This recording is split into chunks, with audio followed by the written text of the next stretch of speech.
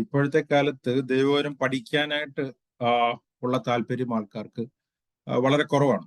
ഈ അന്ത്യകാലത്തെ ഒരു ലക്ഷണമായിട്ട് തന്നെ ദൈവവചനം പഠിപ്പിക്കുന്ന ഒരു കാര്യമാണ് ദൈവവചനം പഠിക്കാനുള്ള താല്പര്യം, പഥ്യവചനം കേൾക്കാനായിട്ടുള്ള താല്പര്യം കുറയുക എന്നുള്ളത്. നേരം അതുകൊണ്ട് നിങ്ങൾ ഇത്രയും പേര് ഈ സമയത്ത് മീറ്റിംഗ് അറ്റൻഡ് ചെയ്യാനായിട്ട് ദൈവവചനം പഠനത്തിനായിട്ട് വന്നതിനായിട്ട് ദൈവത്തിന് സ്തോത്രം ചെയ്യുന്നു.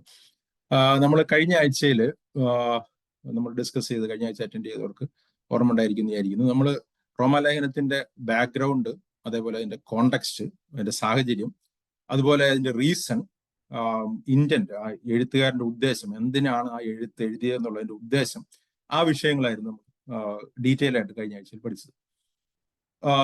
വളരെ ചുരുക്കമായിട്ട് നമ്മൾ അതിന്റെ സബ്ജക്റ്റ്, പൗലോസ് പറയുന്ന സബ്ജക്റ്റ് എന്താണെന്നുള്ളതും തുടങ്ങി വെച്ചു.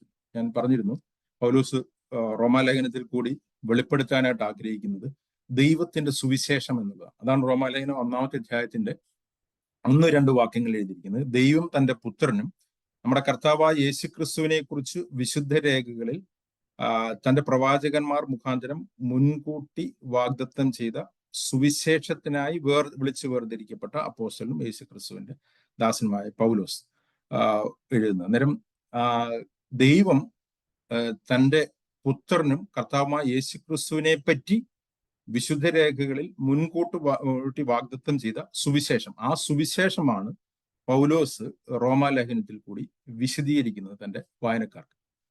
ഇവിടെ നമ്മൾ 1-ാമത്തെ അധ്യായം തന്നെ വായിക്കുമ്പോൾ നമുക്ക് വ്യക്തമായിട്ട് മനസ്സിലാവുന്ന ഒരു കാര്യമുണ്ട്. ഈ ദൈവത്തിന്റെ സുവിശേഷം എന്നുള്ളത് തന്റെ പുത്രനെ കുറിച്ചുള്ള സുവിശേഷമാണ്. അതുകൊണ്ടാണ് സുവിശേഷം എന്നുള്ളത് ക്രിസ്തുവിനെ കുറിച്ചുള്ള സുവിശേഷമാണ്. ഇല്ലെങ്കിൽ അതുകൊണ്ടാണ് നമ്മൾ അപ്പോസ്തല പ്രവൃത്തി വായിക്കുമ്പോൾ ഇവർ സുവിശേഷം പ്രസംഗിച്ചു എന്നുള്ളത് ചിലടത്ത് എഴുതിയിരിക്കുന്നു, ചിലടത്ത് ക്രിസ്തുവിനെ പ്രസംഗിച്ചു എന്ന് എഴുതിയിരിക്കുന്നു. അന്നേരം സുവിശേഷം പ്രസംഗിക്കുക എന്നതും ക്രിസ്തുവിനെ പ്രസംഗിക്കുക എന്നുള്ളതും ഒരേ കാര്യമാണ്. ഇതിൽ ഏറ്റവും വലിയൊരു പ്രത്യേകത ഈ സുവിശേഷത്തിന്റെ, ഇല്ലെങ്കിൽ പുതിയ നിയമത്തിന്റെ, ഇല്ലെങ്കിൽ യേശുക്രിസ്തുവിന്റെ സുവിശേഷത്തിന്റെ ഏറ്റവും വലിയ പ്രത്യേകത എന്നുള്ളത് അത് ദൈവം തന്റെ പ്രവാചകന്മാർ മുഖാന്തരം വിശുദ്ധ രേഖകളിൽ മുന്നമേ അറിയിച്ച സുവിശേഷമാണ്, മുന്നമേ വാഗ്ദത്തം ചെയ്ത സുവിശേഷമാണ്. അതാണ് എഴുതിയിരിക്കുന്നത്, തന്റെ പ്രവാചകന്മാർ മുഖാന്തരം മുൻകൂട്ടി വാഗ്ദത്തം ചെയ്ത സുവിശേഷത്തിനായി.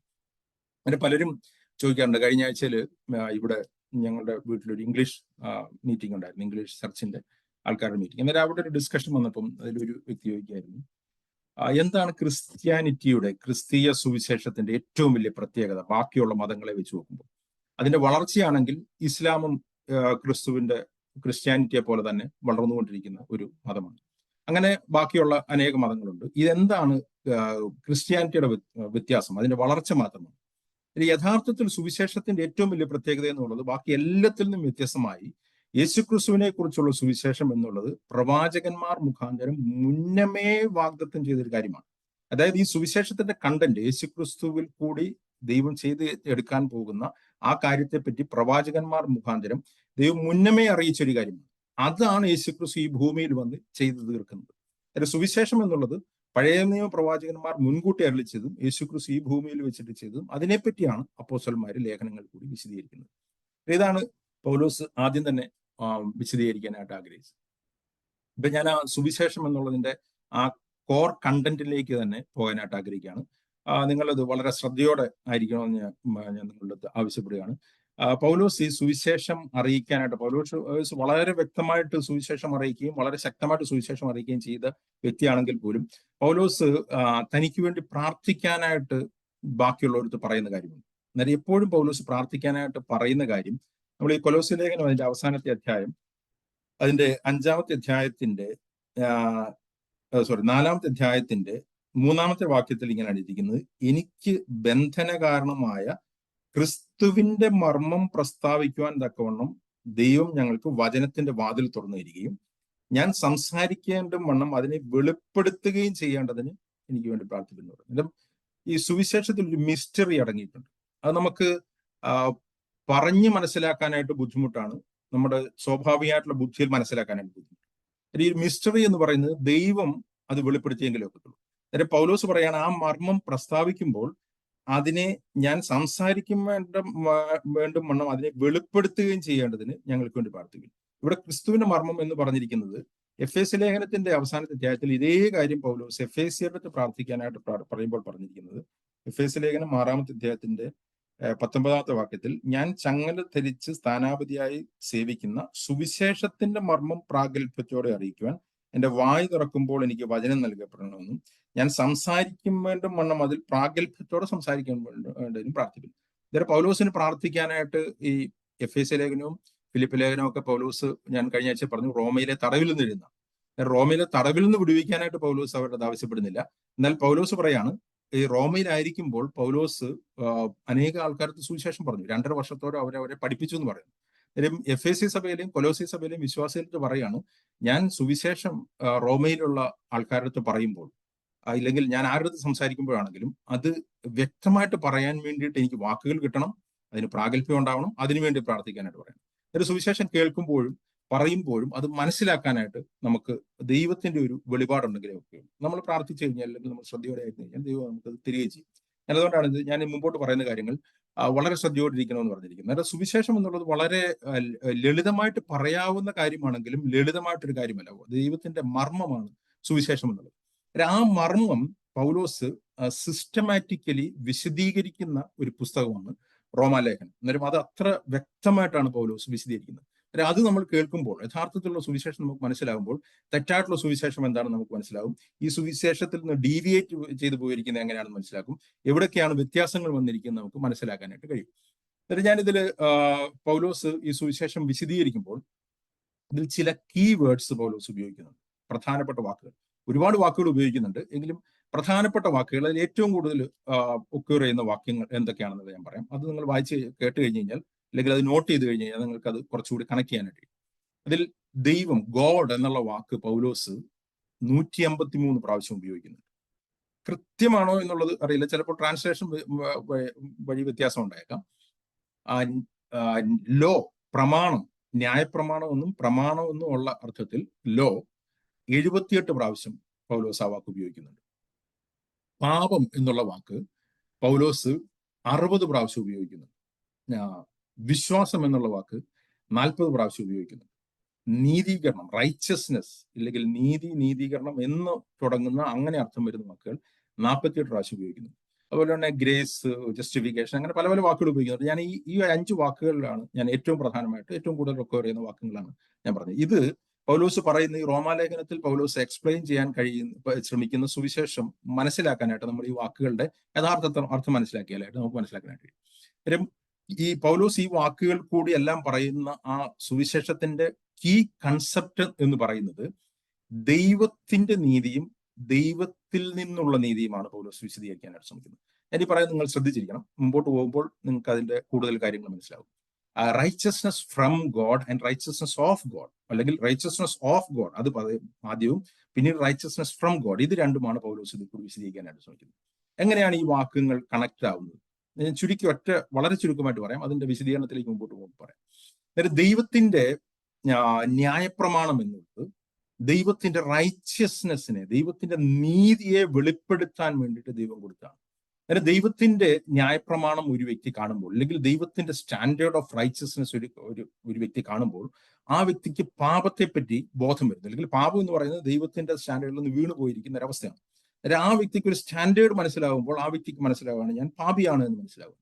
അങ്ങനെ പാപിയാണ് എന്ന് മനസ്സിലാകുന്ന ഒരു വ്യക്തി മാനസാന്തരപ്പെട്ട് യേശുക്രിസ്തുവിൽ വിശ്വസിക്കുമ്പോൾ ദൈവത്തിന്റെ നീതി ആ വ്യക്തിക്ക് ലഭിക്കുക. അന്നേരം ദൈവത്തിന്റെ നീതി കണ്ട് പാപിയാണെന്ന് മനസ്സിലാക്കി മാനസാന്തരപ്പെട്ടിരുന്ന വ്യക്തിക്ക് ദൈവത്തിന്റെ നീതി ദൈവം കൊടുക്കുന്നു. അതാണ് ചുരുക്കമായിട്ട് ഞാൻ പറഞ്ഞത്. അതിന്റെ വിശദീകരണത്തിലേക്ക് നമ്മൾ മുമ്പോട്ട് പോകുമ്പോൾ വിശദീകരിക്കാം. അങ്ങനെ മാനസാന്തരപ്പെട്ട് ദൈവത്തിന്റെ നീതി റിസീവ് ചെയ്യാത്തൊരു വ്യക്തിക്ക് ദൈവത്തിന്റെ നീതിയുള്ള സിംഹാസനത്തിന്റെ മുമ്പിൽ നീതിപൂർവമായിട്ടുള്ള ഒരു ജഡ്ജ്മെന്റ് മുമ്പിൽ നിൽക്കേണ്ടി വരികയും ചെയ്യും. അന്നേരം ദൈവം ആ വ്യക്തിയെ നീതിപൂർവമായിട്ട് വിധിക്കുകയും അതേപോലുള്ള വിധി ആ വ്യക്തി കൊടുക്കുകയും ചെയ്യും. അന്നേരം ഒന്നുകിൽ നമുക്ക് ദൈവത്തിന്റെ നീതിയുള്ള സിംഹാസനത്തിന് മുമ്പിൽ നിന്ന് നീതിപൂർവമായിട്ടുള്ള വിധി നമുക്ക് സ്വീകരിക്കാം, ഇല്ലെങ്കിൽ ദൈവത്തിന്റെ നീതി ലഭിച്ച ശേഷം നമുക്ക് ആ ജഡ്ജ്മെന്റിൽ നിന്ന് ഒഴിഞ്ഞു പോകാനായിട്ട് കഴിയും. ഇതാണ് സുവിശേഷത്തിന്റെ മർമ്മമായിട്ട് പൗലോസ് ഇതൾ വിരിച്ച് വിശദീകരിച്ചുകൊണ്ട് പോകുമ്പോൾ. പിന്നെ പൗലോസിന്റെ ഒരു ടെസ്റ്റിമണിയിൽ പൗലോസ് പറയുന്ന ഒരു കാര്യമുണ്ട്. വളരെ ചുരുക്കമായിട്ട് പൗലോസിന്റെ ടെസ്റ്റിമണി പറയുമ്പോൾ അതിന്റെ ഫിലിപ്പി ലേഖനം അതിന്റെ 3-ാമത്തെ അധ്യായത്തിന്റെ 9-ാമത്തെ വാക്യത്തിൽ പൗലോസ് പറയാണ്, എനിക്ക് ന്യായപ്രമാണത്തിന്റെ നീതി അല്ല ലഭിക്കേണ്ടതിന് ദൈവത്തിന്റെ നീതി ലഭിച്ച്, ദൈവത്തിൽ നിന്നുള്ള നീതി ലഭിച്ച് അതിൽ നിലനിൽക്കണമെന്നാണ് പറഞ്ഞിരിക്കുന്നത്. അതിന്റെ ഫിലിപ്പി ലേഖനം 3-ാമത്തെ അധ്യായത്തിന്റെ 9-ാമത്തെ വാക്യം ഇങ്ങനെയാണ് ഇരിക്കുന്നത്, ഞാൻ ക്രിസ്തുവിനെ നേടേണ്ടതിനും ന്യായപ്രമാണത്തിൽ നിന്നുള്ള എന്റെ സ്വന്തം നീതിയല്ല, ക്രിസ്തുവിങ്കിലുള്ള വിശ്വാസം മൂലം ദൈവം വിശ്വസിക്കുന്നവർക്ക് നൽകുന്ന നീതി ലഭിച്ച് അവനിരിക്കേണ്ടത്. നേരെ രണ്ട് നീതിയുണ്ട്, ദൈവത്തിന്റെ നീതിയുണ്ട്, ദൈവത്തിൽ നിന്നുള്ള നീതിയുണ്ട്. ഇംഗ്ലീഷിൽ ക്ലിയർ ആണ്, the righteousness which comes from God on the basis of faith. അതാണ് പൗലോസ് മുമ്പോട്ട് പോകുമ്പോൾ വിശദീകരിക്കുന്നത്. അതിന് മുമ്പായിട്ട് പൗലോസ് ദൈവത്തിന്റെ നീതി എന്താണെന്നുള്ളത് വിശദീകരിക്കാം.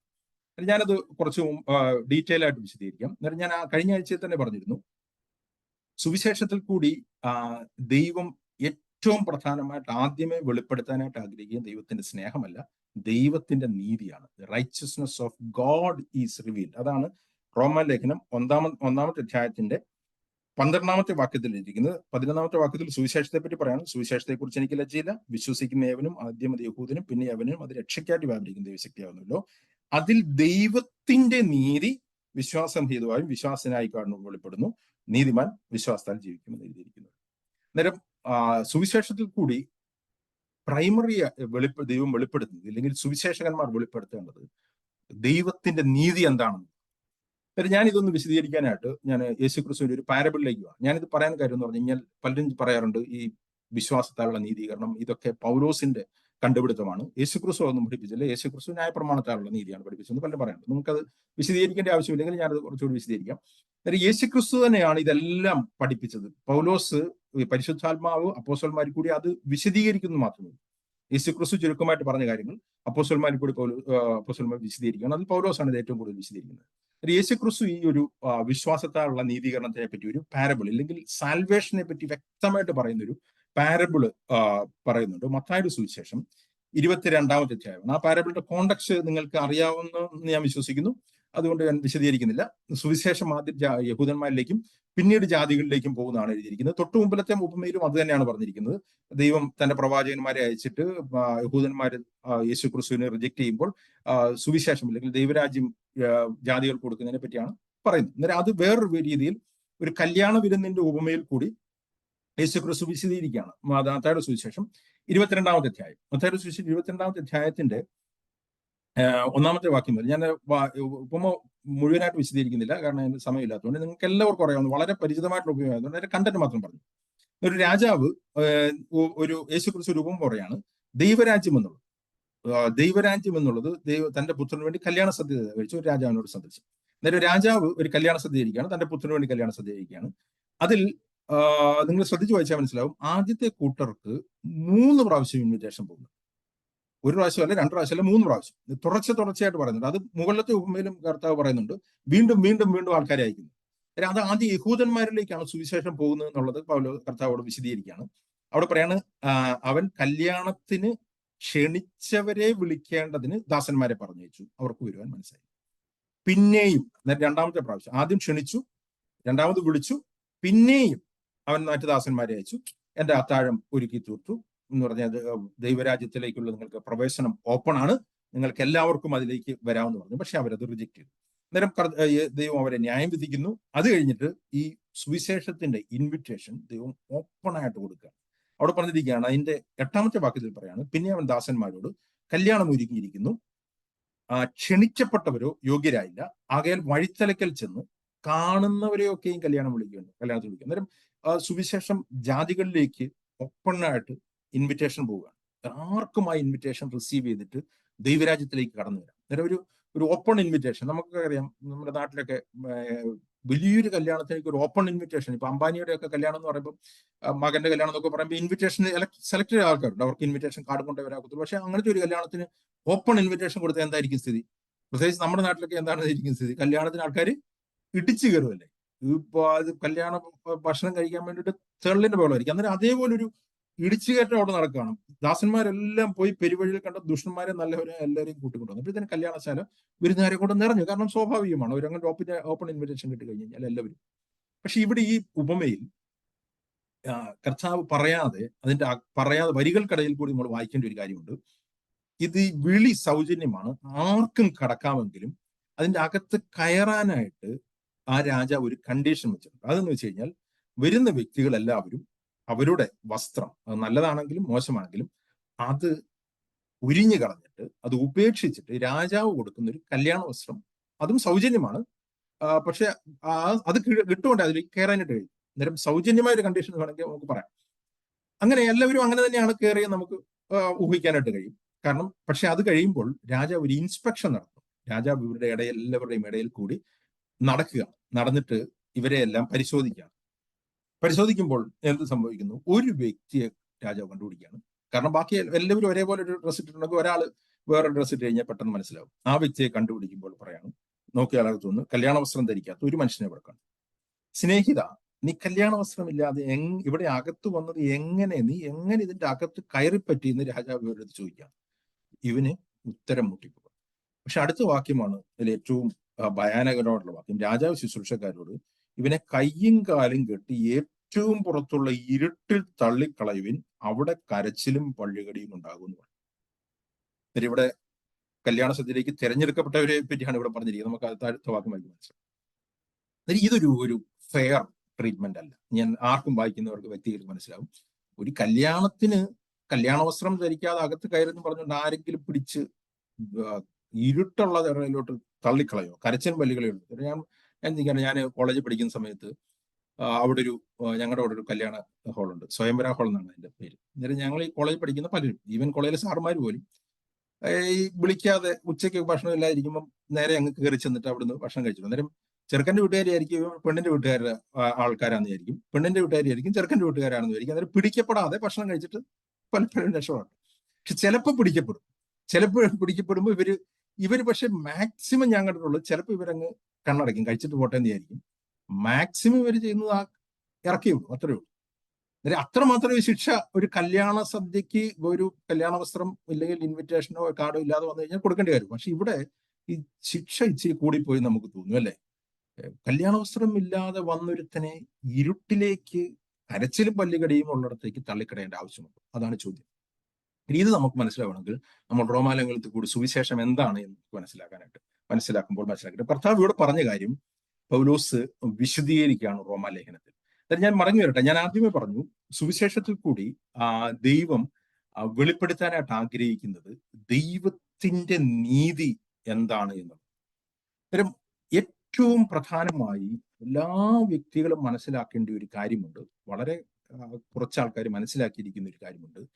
ദൈവം നീതിമാനാണ്. God is righteous. ദൈവം എങ്ങനെയുള്ളവനാണ് എന്ന് ചോദിക്കുമ്പോൾ ഏറ്റവും പെട്ടെന്ന് ആൾക്കാർ പറയുന്നത് ദൈവം സ്നേഹമാണെന്നുള്ളത്. ഞാൻ കഴിഞ്ഞ ആഴ്ചയിലെ പറഞ്ഞു, ഞാൻ ദൈവം സ്നേഹമാണെന്നുള്ളത് പൂർണ്ണമായിട്ടും വിശ്വസിക്കുന്നു. എന്നാൽ അതേപോലെ തന്നെ ഇമ്പോർട്ടൻ്റ് ആയിട്ട് ദൈവം പഠിപ്പിക്കുന്ന ഒരു സത്യമാണ് ദൈവം നീതിമാനാണ്. ഞാൻ ഈ ഇപ്പുറത്തെ സൈഡ് ഒന്ന് വിശദീകരിക്കാനായിട്ട് ആഗ്രഹിക്കാം. ശരിക്കും നമ്മൾ ദൈവം പഠിച്ചു കഴിഞ്ഞാൽ ദൈവം സ്നേഹമാണ് എന്ന് പറയുന്നതിന്റെ ഒരു 10 ഇരട്ടി പ്രാവശ്യം ബൈബിൾ പറയുന്നുണ്ട് ദൈവം നീതിമാനാണ്. യേശുക്രിസ്തു പിതാവേ എന്ന് വിളിച്ചിട്ടാണ് പ്രാർത്ഥിക്കുന്നത് എപ്പോഴും. പക്ഷെ ഒരു വിശേഷണം കർത്താവ് പിതാവിന് കൊടുക്കുകയാണെങ്കിൽ, പിതാവേ എന്ന് വിളിച്ച് പ്രാർത്ഥിക്കുമ്പോൾ കർത്താവ് പ്രാർത്ഥിക്കുന്നത് നീതിയുള്ള പിതാവേ എന്ന് വിളിച്ചിട്ടാണ് പ്രാർത്ഥിക്കുന്നത്. അന്നേരം ദൈവം നീതിമാനാണ് എന്നുള്ളൊരു സത്യം നമ്മൾ മറന്നു പോകരുത്. അത് സുവിശേഷത്തിന്റെ അടിസ്ഥാന സന്ദേശവുമാണ് എന്നുള്ളത് പൗലോസൂടെ വിശദീകരിക്കുകയാണ്. എന്തുകൊണ്ടാണ് ഞാനിത് പറയുന്നത് വെച്ച് കഴിഞ്ഞാൽ, ദൈവം നീതിമാനാണ് എന്ന് നാം മനസ്സിലാക്കുമ്പോൾ നമ്മുടെ ഒട്ടുമിക്ക പ്രശ്നങ്ങളും അവിടെ വെച്ച് തന്നെ തീരും. ദൈവം നീതിമാപൂർവം മാത്രമേ പ്രവർത്തിക്കുന്നുള്ളൂ. എൻ്റെ ഒരു സുഹൃത്ത് ഒരു വളരെ ഒരു ട്രാജഡി ആയിട്ടുള്ളൊരു അവസ്ഥയിൽ കൂടി അദ്ദേഹം കടന്നുപോയി. അന്നേരം അദ്ദേഹം ആ ഒരു സാഹചര്യത്തിൽ കൂടെ കടന്നു, ഒരു ശരിയായിട്ടുള്ള നല്ലൊരു വിശ്വാസിയാണ്. അന്നേരം ആ ഒരു സാഹചര്യത്തിൽ അദ്ദേഹം എഴുതിയ ഒരു പോസ്റ്റ് എനിക്ക് എപ്പോഴും ഓർമ്മയുണ്ട്. അതെന്നെ വളരെയധികം ടച്ച് ചെയ്തു. വളരെ ക്രിട്ടിക്കലായിട്ടുള്ള ഒരു സങ്കടകരമായിട്ടുള്ള സാഹചര്യത്തിൽ കൂടി കടന്നുപോയപ്പോൾ അദ്ദേഹം എഴുതുകയാണ്, God is righteous always, but he never explains and rarely he give reasons. Many events don't make sense, but the righteous shall live by faith. ദൈവം എപ്പോഴും നീതിമാൻ. ദൈവത്തിന് അനീതി പ്രവർത്തിക്കാനായിട്ട് കഴിയത്തില്ല. പക്ഷെ ദൈവം തന്റെ പ്രവൃത്തികൾ എപ്പോഴും വിശദീകരിക്കത്തില്ല. ചിലപ്പോൾ മാത്രമേ റീസൺസ് പറയാനായിട്ട് കഴിയത്തുള്ളൂ. പല ഇവന്റ്സും നമ്മുടെ ജീവിതത്തിൽ അത് ശരിയാണെന്ന് തോന്നുകയില്ല. പക്ഷെ നീതിമാൻ വിശ്വാസത്താൽ ജീവിക്കും. ഇതാണ് പൗലോസ് ഇതിൽ കൂടി വിശദീകരിക്കാനായിട്ട് ആഗ്രഹിക്കുന്നത്. ദൈവം നീതിമാനാണ്. ദൈവം നീതിമാനായതുകൊണ്ട് തന്നെ ദൈവത്തിന് ചെയ്യാൻ കഴിയാത്ത കാര്യങ്ങൾ. പലരും ചിന്തിക്കുന്നത് ദൈവം സർവശക്തനാണ് എന്ന് പറയുമ്പോൾ ദൈവത്തിന് എല്ലാം ചെയ്യാൻ കഴിയുമെന്നുള്ളതാണ്. ദൈവത്തിന് എല്ലാം ചെയ്യാൻ കഴിയുമോ എന്ന് ചോദിച്ചാൽ ദൈവം ചെയ്യാത്ത കുറേ കാര്യങ്ങളുണ്ട്, അല്ലെങ്കിൽ ദൈവത്തിന് ചെയ്യാൻ കഴിയില്ല എന്ന് ദൈവം തന്നെ പഠിപ്പിക്കുന്ന കാര്യങ്ങൾ. അതിൽ ഒന്നാണ് ദൈവത്തിന് അനീതി പ്രവർത്തിക്കാനായിട്ട് കഴിയത്തില്ല. നമുക്ക് അനീതിയായിട്ട് നമുക്ക് പല കാര്യങ്ങളും തോന്നുമെങ്കിലും അത് ദൈവത്തിന് ഒരിക്കലും അനീതി പ്രവർത്തിക്കാൻ കഴിയാത്തതുകൊണ്ട് അത് നീതിയുള്ളത് തന്നെയാണ്. ദൈവത്തിന് വ്യാജം പറയാനായിട്ട് കഴിയത്തില്ല, ദൈവത്തിന് തന്റെ പ്രോമിസിനെ ബ്രേക്ക് ചെയ്യാനായിട്ട് കഴിയത്തില്ല. അങ്ങനെ അനേക കാര്യങ്ങൾ പറഞ്ഞു, ഞാൻ അതിലേക്ക് പോകുന്നില്ല. എനിവേ, ഞാൻ പറഞ്ഞത് ദൈവം പ്രാഥമികമായിട്ട് നാം ദൈവത്തിന്റെ നീതി മനസ്സിലാക്കുമ്പോൾ, ദൈവം നീതിമാനാണെന്ന് മനസ്സിലാക്കുമ്പോൾ ദൈവം എല്ലാ കാര്യങ്ങളും നീതിപൂർവമാണ് ചെയ്യുന്നതെന്നാണ് മനസ്സിലാക്കുന്നത്. എന്നാൽ അതിന്റെ സെക്കൻഡറി ആയിട്ട് വേറൊരു കാര്യമുണ്ട്. അതാണ് ഏറ്റവും പ്രധാനമായിട്ട് പൗലോസ് റോമാലേഖനത്തിൽ കൂടി വിശദീകരിക്കാനാണ് ആഗ്രഹിക്കുന്നത്. ദൈവം നീതിമാനാണ് എന്ന് പറയുമ്പോൾ ഇമ്മീഡിയറ്റ്ലി വരുന്ന ഒരു കാര്യമുണ്ട്. നമ്മുടെ മനസ്സിൽ ഒരു വ്യക്തി നീതിമാനായ ജഡ്ജാണ് എന്ന് പറയുമ്പോൾ ഉടനെ തന്നെ നമ്മുടെ മനസ്സിൽ അതിനോട് ചേർന്ന് വരുന്ന ഒരു കാര്യമാണ് ദൈവം നീതിമാനായിട്ടുള്ള ഒരു ജഡ്ജി നീതിപൂർവമായി തെറ്റിന് ശിക്ഷ വിധിക്കും. അന്നേരം ദൈവം നീതിമാനാണ് എന്നുള്ളതിന്റെ ഏറ്റവും വലിയ കോൺസിക്വൻസ്, അല്ലെങ്കിൽ ദൈവത്തിന്റെ നീതിയുടെ ഒരു കോൺസിക്വൻസ് എന്ന് പറയുന്നത് ദൈവത്തിന്റെ നീതിയുള്ള വിധിയാണ് പാപികളുടെ മേലുള്ളത്. അതാണ് തൊട്ടടുത്ത വാക്യത്തിൽ പറഞ്ഞിരിക്കുന്നത്. അവർ പറഞ്ഞിരിക്കുകയാണ്, അതിൽ ദൈവത്തിന്റെ നീതി വെളിപ്പെടും എന്നതിന് പറഞ്ഞതിന് ശേഷം 18ാമത്തെ വാക്യത്തിൽ മുതൽ പൗലോസ് തന്റെ സബ്ജക്ട് സ്റ്റാർട്ട് ചെയ്യാണ്. പൗലോസ് പറയാണ്, അനീതി കൊണ്ട് ദൈവത്തിന്റെ സത്യത്തെ തടുക്കുന്ന സകല അഭക്തിക്കും അനീതിക്കും നേരെ ദൈവത്തിന്റെ കോപം സ്വർഗത്തിൽ നിന്ന് വെളിപ്പെടുന്നു. The wrath of God is revealed from heaven against all ungodliness and unrighteousness of man who suppress the truth with unrighteousness. അന്നേരം ദൈവം നീതിമാനാണ് എന്ന് പറയുമ്പോൾ അതിന്റെ ഇമ്മീഡിയറ്റ് എഫക്ട് എന്ന് പറഞ്ഞു കഴിഞ്ഞാൽ ദൈവം പാപം ക്ഷമിക്കുന്നു എന്നുള്ളതല്ല, ദൈവം പാപത്തിന് ശിക്ഷ വിധിക്കും എന്നുള്ളത്. അന്നേരം പൗലോസ് അടുത്ത വാക്യത്തിൽ പറയാണ്, ദൈവത്തിന് പാപത്തിന് ശിക്ഷ വിധിക്കാൻ വിടാനായിട്ട് കഴിയത്തില്ല. ദൈവം എല്ലാ മനുഷ്യരെയും ദൈവം നീതിപൂർവം ന്യായം വിധിക്കും. ഇല്ലെങ്കിൽ അനീതി പ്രവർത്തിക്കുന്ന ഏതൊരു വ്യക്തിയെയും, അനീതി കൊണ്ട് സത്യത്തെ തടുക്കുന്ന ഏതൊരു വ്യക്തിയെയും എല്ലാ അനീതിക്കും നേരെ ദൈവത്തിന്റെ കോപം സ്വർഗത്തിൽ നിന്നും വെളിപ്പെടാൻ പോകും. എന്നിട്ട് ദൈവത്തിന്റെ കോപം സ്വർഗത്തിൽ നിന്ന് വെളിപ്പെടുമ്പോൾ എന്താണ് സംഭവിക്കുക എന്നുള്ളത് മനുഷ്യരുടെ ജീവിതത്തിൽ മുമ്പോട്ട് പൗലോസ് വിശദീകരിക്കുകയാണ് 1ാമത്തെ അധ്യായത്തിന്റെ താഴേക്കുള്ള വാക്യങ്ങൾ. അന്നേരം അതിന്റെ ദൈവം എങ്ങനെയാണ് ഒരു വ്യക്തിയെ ജഡ്ജ് ചെയ്യാനായിട്ട് ദൈവത്തിന് കഴിയുന്നത്? എല്ലാ വ്യക്തികളെയും ദൈവത്തിന് ജഡ്ജ് ചെയ്യാൻ എങ്ങനെ കഴിയും എന്നുള്ളതാണ് ചോദ്യം. ഇവിടെ സുവിശേഷം കേട്ട ആൾക്കാരെ പറ്റി അല്ല ആദ്യത്തെ അധ്യായത്തിൽ പറയുന്നത്. ഞാൻ എൻ്റെ ഡീറ്റെയിൽ വിശദീകരണത്തിലേക്ക് ഞാൻ വേർഡ് ബൈ വേർഡ് ആയിട്ടുള്ള വിശദീകരണമല്ല, ഒരു കോൺടെക്സ്റ്റുവലായിട്ട് ആയതുകൊണ്ട് ഞാൻ എല്ലാ വാക്യങ്ങളിലേക്കും പോകുന്നില്ല. പിന്നീട് നമുക്ക് ചോദ്യം ഉണ്ടെങ്കിൽ ചോദിക്കാം. അന്നേരം പൗലോസ് കൂടെ പറഞ്ഞിരിക്കുകയാണ് എങ്ങനെയാണ് ദൈവത്തിന് എല്ലാ വ്യക്തികളെയും ജഡ്ജ് ചെയ്യാനായിട്ട് കഴിയും. കാരണം പൗലോസ് പറയാണ്, ദൈവം എല്ലാ വ്യക്തികൾക്കും തന്നെ തന്നെ വെളിപ്പെടുത്തിയിരിക്കും. അന്നേരം നിങ്ങൾ ചോദിച്ചാൽ എങ്ങനെയാണ് ദൈവം എല്ലാ വ്യക്തികൾക്കും തന്നെ തന്നെ വെളിപ്പെടുത്തുന്നത്? ദൈവം 2 രീതിയിലാണ് വെളിപ്പെടുത്തുന്നത്. ഒന്ന്, എല്ലാ മനുഷ്യർക്കും ദൈവം തന്റെ പ്രകൃതിയിൽ കൂടി തന്റെ അദൃശ്യ ലക്ഷണങ്ങൾ, തന്റെ നിത്യശക്തിയും ദിവ്യത്വമായ അദൃശ്യ ലക്ഷണങ്ങൾ ലോക സൃഷ്ടി മുതൽ അവന്റെ പ്രവൃത്തികളാൽ ബുദ്ധിക്ക് വെളിപാട് വരും. അന്നേരം ദൈവം through the nature, through the creation God reveals himself. എന്തുകൊണ്ടാണ് ഒരു മനുഷ്യനും പ്രതിവാദം പറയാനായിട്ട് കഴിയത്തില്ല എനിക്ക് ദൈവത്തെ അറിയില്ല എന്ന് പറയാനായിട്ട്? 2 രീതിയിൽ. അന്നേരം ദൈവം ക്രിയേഷനിൽ കൂടി വെളിപ്പെടുന്നു, ദൈവം കോൺഷ്യസിൽ കൂടി കൺവിറ്റ് ചെയ്യും. ഇത് രക്ഷിക്കപ്പെട്ട ആൾക്കാരെ പറ്റിയല്ല. അതുകൊണ്ടാണ് അടുത്ത വാക്യത്തിൽ പറഞ്ഞിരിക്കുന്നത് അവരുടെ നിരൂപണങ്ങളിലെ വ്യർത്ഥരായി തീരുന്നത്. അന്നേരം ദൈവം തന്നെ വെളിപ്പെടുത്തുന്നുണ്ട് എല്ലാ വ്യക്തിയും. ഞാൻ പറഞ്ഞത് സുവിശേഷത്തിൽ കൂടി യേശുക്രിസ്തു തന്നെ വെളിപ്പെടുത്തുന്ന കാര്യമല്ല ഞാൻ ഈ പറയുന്നത്. ദൈവം there is a God എന്നുള്ളത് ദൈവം വെളിപ്പെടുത്തും. എങ്ങനെയാണ് നമുക്ക് അറിയാനായിട്ട്? ഞാൻ കുവൈറ്റിലായിരുന്നപ്പം ഞാൻ ശരിക്കും താമസിക്കുന്ന സ്ഥലത്ത് ജനലൊക്കെ തുറന്നു കഴിഞ്ഞ് കഴിഞ്ഞാൽ കാണുന്ന മുഴുവൻ ബിൽഡിങ്ങുകളാണ്. കാരണം നിങ്ങൾക്കറിയാം ഒരു മരുഭൂമി ആയതുകൊണ്ട് പ്രകൃതി ഭംഗിയൊന്നുമില്ല, ബിൽഡിങ്ങുകളാണ്. അന്നേരം ഈ ബിൽഡിങ്ങുകൾ കാണുമ്പോൾ എനിക്ക് സ്വാഭാവികമായിട്ടും മനസ്സിലാവുന്ന ഒരു കാര്യമുണ്ട്, ഇത് ആരൊക്കെ ഉണ്ടാക്കിയ ബിൽഡിങ്ങുകളാണ് ചുറ്റുമുള്ളത്, അല്ലെ? അതിന് യാതൊരു സംശയമില്ല. ഒരു ബുദ്ധിയുള്ള ഒരു മനുഷ്യന് ചിന്തിച്ചു കഴിഞ്ഞാൽ മനസ്സിലാവും. ഇവിടെ ഞാനിപ്പോ US ഞാൻ താമസിക്കുന്ന സ്ഥലം എന്ന് പറയുന്നത് ഒരു ഹില്ലി ഏരിയ ആണ്, അല്ലെങ്കിൽ ഒരു പ്രകൃതി ഭംഗിയൊക്കെ ഒരുപാടുള്ള സ്ഥലമാണ്. ഞാൻ ഇവിടുന്ന് ജനൽ തുറന്നു കഴിഞ്ഞാൽ ഞാൻ കാണുന്നത് മരങ്ങളും മലകളും പ്രകൃതി ഭംഗിയാണ്. നേരെ കുവൈറ്റ് വെച്ച് ഞാൻ ബിൽഡിങ്ങുകൾ കാണുമ്പോൾ ഇതിന്റെ പുറകിൽ ഒരാൾ ഉണ്ടാക്കി എന്ന് മനസ്സിലാക്കുന്ന എനിക്ക് ഈ കണ്ണു തുറന്ന് ഈ പ്രകൃതിയെ കണ്ടിട്ട് ഇതിന്റെ പുറകിൽ ഒരാൾ ഉണ്ട് എന്ന് മനസ്സിലാക്കാനായിട്ട് എനിക്ക് കഴിയുന്നില്ലെങ്കിൽ ഞാൻ ബുദ്ധിമാനല്ല, ഞാൻ ഫൂളാണ്. അതുകൊണ്ടാണ് പറഞ്ഞിരിക്കുന്നത് ജ്ഞാനികൾ എന്ന് പറഞ്ഞ് അവർ മൂഢരായി തീർന്നു. അന്നേരം ഇന്ന് അനേക ആൾക്കാർ ബുദ്ധിമാന്മാരാണെന്ന് വിശ്വസിക്കുന്ന വ്യക്തികൾ ദൈവത്തെ തന്നെ പറയുന്നുണ്ട്. It's actually utter foolishness. ഇത് ശരിക്കും ഞാൻ ചിന്തിക്കുമ്പോൾ ഞാൻ കഴിഞ്ഞ ദിവസം ഒരു ഇംഗ്ലീഷുകാരനായിട്ട് അയാൾ സംസാരിച്ചപ്പോൾ അദ്ദേഹം പറയായിരുന്നു, it required more faith for a person to not to believe in God than believing in God. എന്ന് വെച്ച് കഴിഞ്ഞാൽ ദൈവം ഇല്ല എന്ന് വിശ്വസിക്കാനാണ് കൂടുതൽ ബുദ്ധിമുട്ട്. അതിനാണ് കൂടുതൽ ശരിക്കും നാച്ചുറൽ വിശ്വാസം വേണ്ടത്. ദൈവം ഇല്ലാന്ന് വിശ്വസിക്കും, ദൈവം ഉണ്ടെന്ന് വിശ്വസിക്കാൻ വലിയ വിശ്വാസമൊന്നും വേണം. ഞാൻ പറഞ്ഞ സുവിശേഷത്തിൽ വിശ്വസിക്കാറില്ല, ഞാൻ ആദ്യം പറഞ്ഞ പോലെ. എന്നാലും ഇത് ദൈവം തന്നെ വെളിപ്പെടുത്തുമ്പോൾ ദൈവത്തിന്റെ സത്യത്തെ റിജക്റ്റ് ചെയ്യുന്ന ആൾക്കാരുണ്ട്. അതാണ് പറഞ്ഞിരിക്കുന്നത്, ദൈവത്തിന്റെ സത്യത്തെ തടുക്കുകയാണ്. അവരുടെ മനസാക്ഷിയെ അവർ അടച്ചുകൊണ്ട് അവർ സത്യത്തെ തടച്ചിട്ട് ദൈവത്തിനെ അവർ വർഷിപ്പ് ചെയ്യുകയോ ദൈവത്തിനെ ഗ്ലോറിഫൈ ചെയ്യുകയോ ചെയ്യേണ്ടതിന് പകരം നന്ദി കാണിക്കുകയോ ചെയ്യുന്നതിന് പകരം അവർ അവരുടെ നിരൂപണങ്ങളിൽ, അവരുടെ സ്പെക്കുലേഷനിൽ അവർ വ്യർത്ഥരായി തീർന്നു. അവരുടെ വിവേകമില്ലാത്ത ഹൃദയം ഇരുണ്ടുപോയി. അവരെന്ത് ചെയ്യുന്നു? അവർ ദൈവത്തെ തള്ളിക്കളഞ്ഞിട്ട്, ഇവിടെ നമ്മൾ മുമ്പോട്ട് വായിക്കുമ്പോൾ ഇവർ എക്സ്ചേഞ്ച് ചെയ്തു എന്ന് പറയുന്ന കാര്യങ്ങളുണ്ട്. ദൈവം അതിനനുസരിച്ച് ഇവരെ കൈവിട്ടു എന്ന് പറയുന്ന കാര്യങ്ങൾ ഞാൻ വാക്യങ്ങൾ വിശദീകരിക്കാത്തതുകൊണ്ട് ഞാൻ എടുക്കാത്തതാണ്. ആദ്യത്തെ വാക്യത്തിൽ പറയുന്നത് they exchange the glory of the incorruptible to the corruptible. ക്ഷയമില്ലാത്ത ദൈവത്തെ ക്ഷയമുള്ള മനുഷ്യരുടെ രീതിയിൽ, മൃഗങ്ങളുടെ രീതിയിൽ അവർ മാറ്റിക്കളഞ്ഞു. ഹി എക്സ്ചേഞ്ച് എന്ന് പറയും.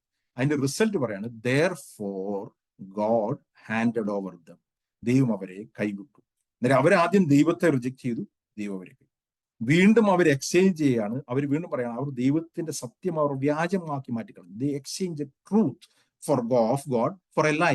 നേരെ ദൈവം അവർ വീണ്ടും എക്സ്ചേഞ്ച് ചെയ്യാണ്.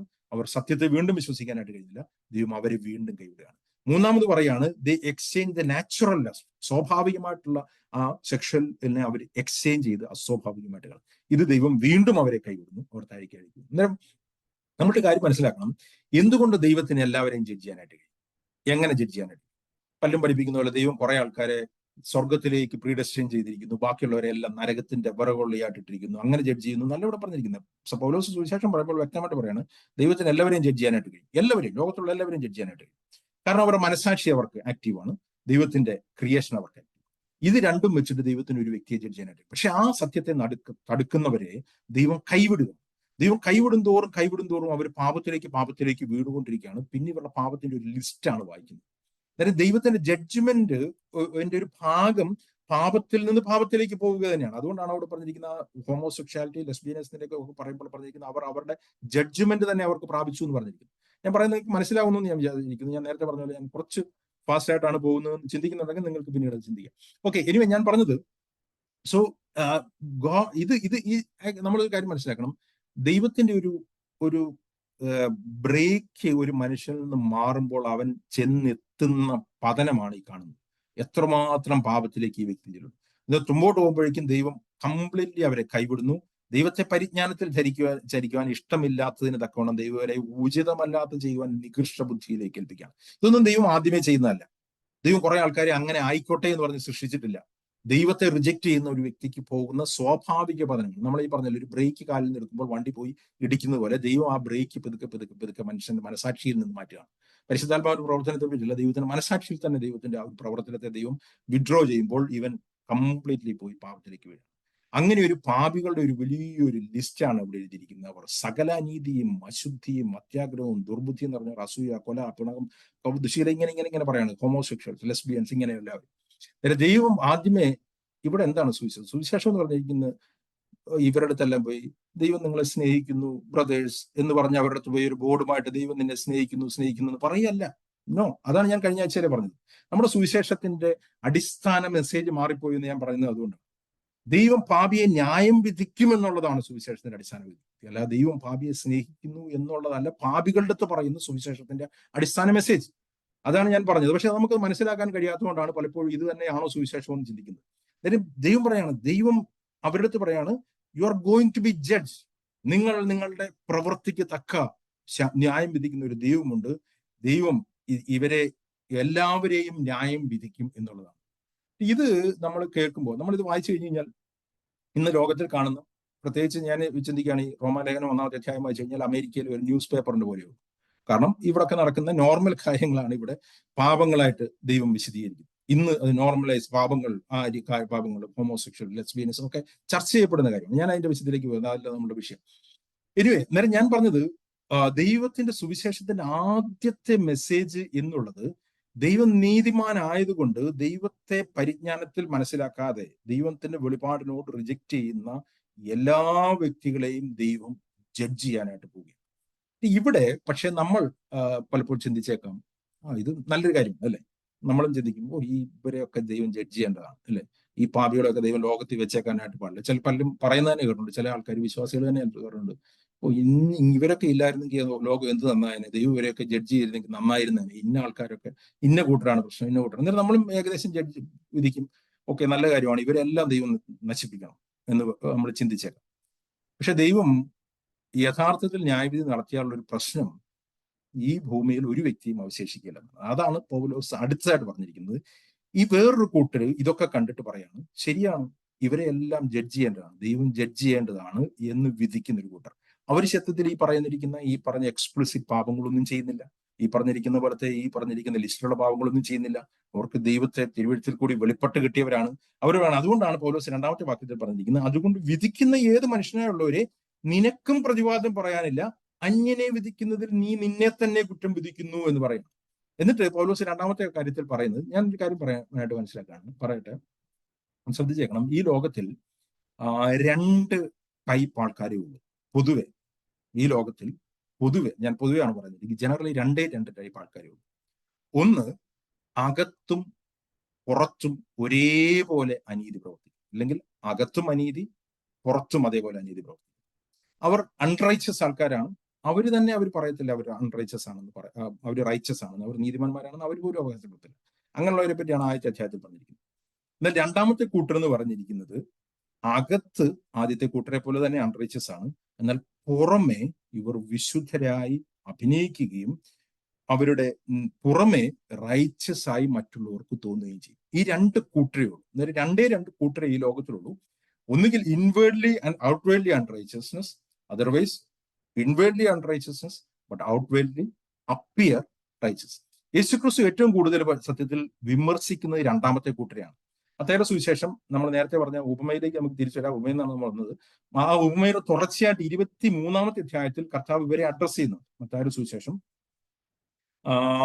23-ാമത്തെ അധ്യായത്തിന്റെ 24-ാമത്തെ വാക്യം. ഇവിടെ പറഞ്ഞിരിക്കുന്ന ജഡ്ജ് ചെയ്യുന്ന വിശുദ്ധന്മാരുടെ പറ്റിയാണ് പറഞ്ഞിരിക്കുന്നത്. കുരുടന്മാരായ വഴികാട്ടികളെ, നിങ്ങൾ കൊതുകിനെ അരിക്കുകയും, മത്തായിയുടെ സുവിശേഷം 23-24 വാക്യം, നിങ്ങൾ കൊതുകിനെ അരിക്കുകയും ഒട്ടകത്തെ വിഴുങ്ങുകയും ചെയ്യുന്നു. കപടഭക്തിക്കാരായ ശാസ്ത്രിമാരും പരീശന്മാരുമായുള്ളവരെ, നിങ്ങൾക്ക് കഷ്ടം, നിങ്ങൾ കിണ്ടികിണ്ണങ്ങളുടെ പുറം വെടിപ്പാക്കുന്നു, അകത്തോ കവർച്ചയും അതിക്രമവും നിറഞ്ഞിരിക്കുന്നു. കപടഭക്തിക്കാരായ ശാസ്ത്രീയരും പരീശന്മാരും ഉള്ളവരെ, നിങ്ങൾക്ക് കഷ്ടം, വെള്ള തേച്ച ശവക്കല്ലറുകളോട് നിങ്ങൾ ഒത്തിരിക്കുന്നു. അവ പുറമേ അഴകായി ശോഭിക്കുന്നുവെങ്കിലും അകമേ ചത്തവരുടെ അസ്ഥികളും സകലവിധ അശുദ്ധിയും നിറഞ്ഞിരിക്കുന്നു.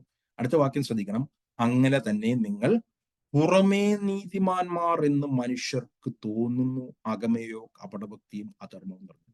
So you too outwardly appear righteous to man, but inwardly you are full of hypocrisy and lawlessness. ഞാൻ പറഞ്ഞ ഇത്രയേ ഉള്ളൂ, 2 കൂട്ടരേ ഈ ലോകത്തിലുള്ളൂ. ഒന്ന്, അകത്ത് അശുദ്ധി നിറഞ്ഞു, അവർ പുറത്തും അശുദ്ധി കാണിക്കുന്നു. 2-ാമത്തെ കൂട്ടരോ, അകത്ത് അശുദ്ധി നിറഞ്ഞവർ പുറത്ത് നീതിമാന്മാരായി അപ്പിയർ ചെയ്യുന്നു. പുറത്ത് ഈ പറഞ്ഞിരിക്കുന്ന പാപങ്ങളൊന്നും അവർ ചെയ്യുന്നില്ല.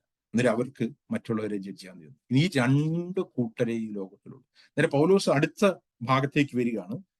നീ ജഡ്ജ് ചെയ്യുന്നുണ്ടായിരിക്കും, നീ പറഞ്ഞു നീ ഹോമോസെക്ഷൽ അല്ല, നീ ലെസ്ബിയൻ അല്ല, നീ ഇങ്ങനത്തെ വലിയ കാര്യങ്ങളൊന്നും ചെയ്യുന്നില്ല, നീ വിശുദ്ധനാണ്, നിനക്ക് മറ്റുള്ളവനെ വിധിക്കാമെന്ന് കരുതുന്നു എന്നുണ്ടെങ്കിൽ ദൈവം പറയാണ്, the judgment is coming to you also. അവിടെ പറഞ്ഞിരിക്കുന്ന ആ വക പ്രവർത്തിക്കുന്നവരെ വിധിക്കുകയും അത് തന്നെ പ്രവർത്തിക്കുകയും ചെയ്യുന്ന മനുഷ്യ, നീ ദൈവത്തിന്റെ വിധിയിൽ നിന്ന് തെറ്റി ഒഴിയുമെന്ന് നീ ചിന്തിക്കുന്നുണ്ടോ?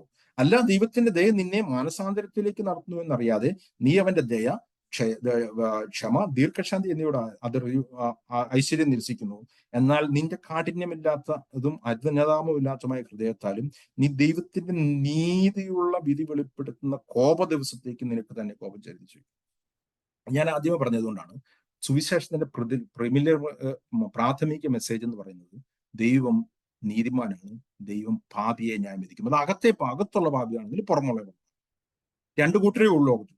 കാരണം ദൈവം പുറമേ അല്ല പ്രാഥമികമായിട്ട് നോക്കുന്നത്, ദൈവം അകമയാണ് നോക്കുന്നത്. റോമാലേഖനത്തിൽ തന്നെ അടുത്ത അധ്യായത്തിലേക്ക് വരുമ്പോൾ, അടുത്ത വാക്യങ്ങളിലേക്ക് വരുമ്പോൾ പറയുന്നുണ്ട്, ദൈവം മനുഷ്യരുടെ രഹസ്യങ്ങളെ യേശുക്രിസ്തുവിന്റെ സുവിശേഷ പ്രകാരം ന്യായം വിധിക്കുന്ന ഒരു ദിവസം വരും.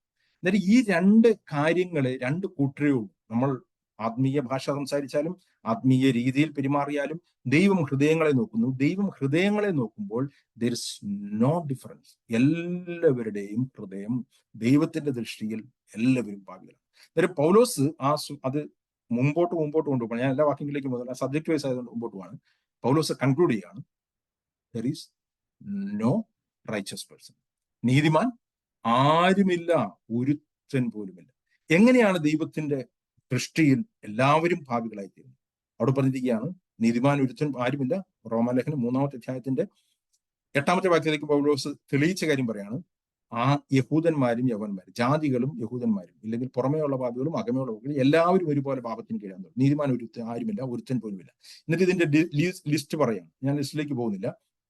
അവസാനം പറയാണ്, എല്ലാവരും ദൈവത്തിന്റെ നീതിയിൽ നിന്ന് വീണു, ഒരു വ്യത്യാസവുമില്ല, എല്ലാവരും പാപം ചെയ്ത് ദൈവ തേജസ്സിൽ നിന്നും വീണുപോയിരിക്കുന്നു. എങ്ങനെയാണ് എല്ലാവരും പാപികളായിത്തീരുന്നത്?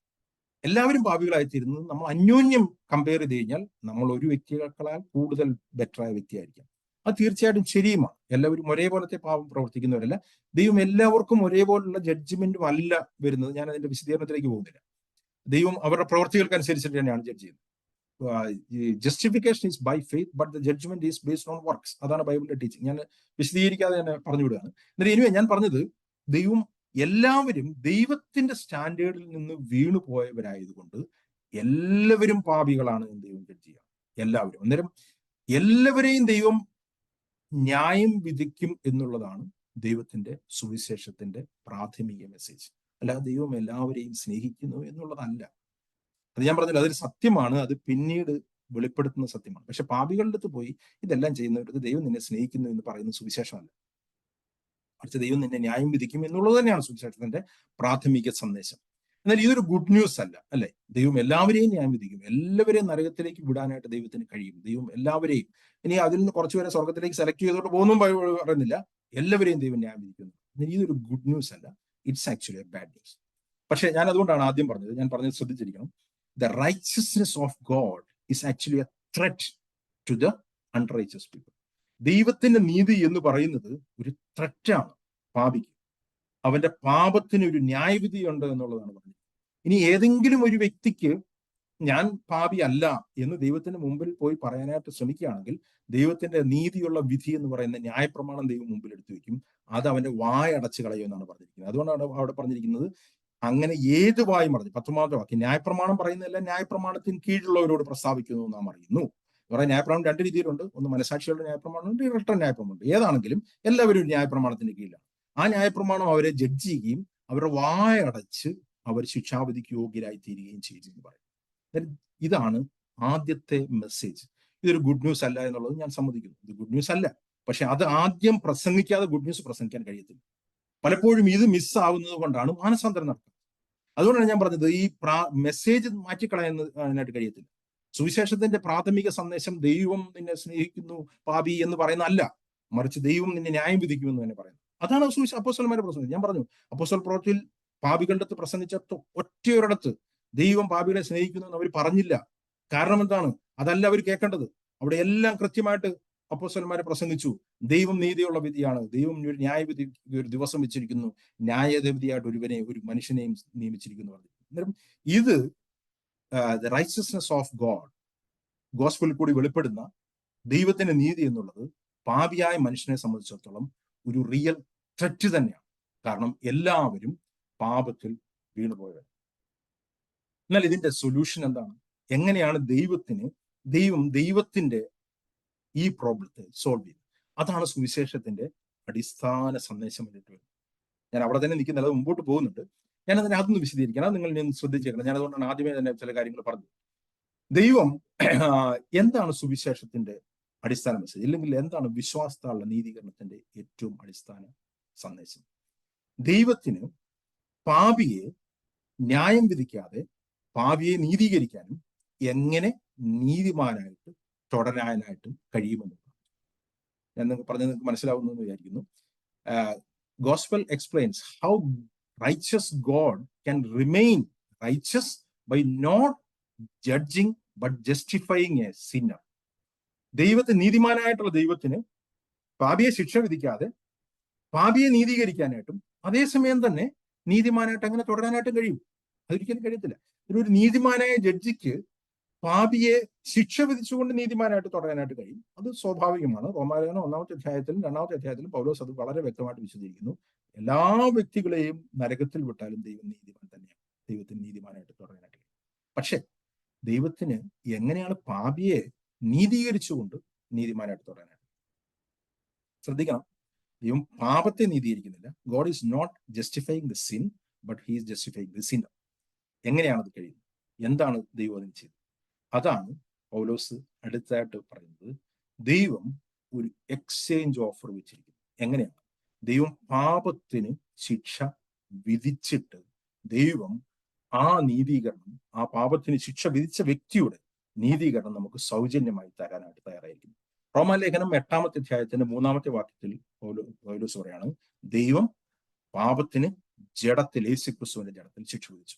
അതിന്റെ കണ്ടിന്യൂവേഷൻ 2 കൊരിന്ത്യർ അതിന്റെ 5-ാമത്തെ അധ്യായത്തിന്റെ 21-ാമത്തെ വാക്യം. ഈ വാക്യം നിങ്ങൾ വേണമെങ്കിൽ എടുത്തു വായിക്കണം. അത് വളരെ പ്രധാനപ്പെട്ട വാക്യമാണ്.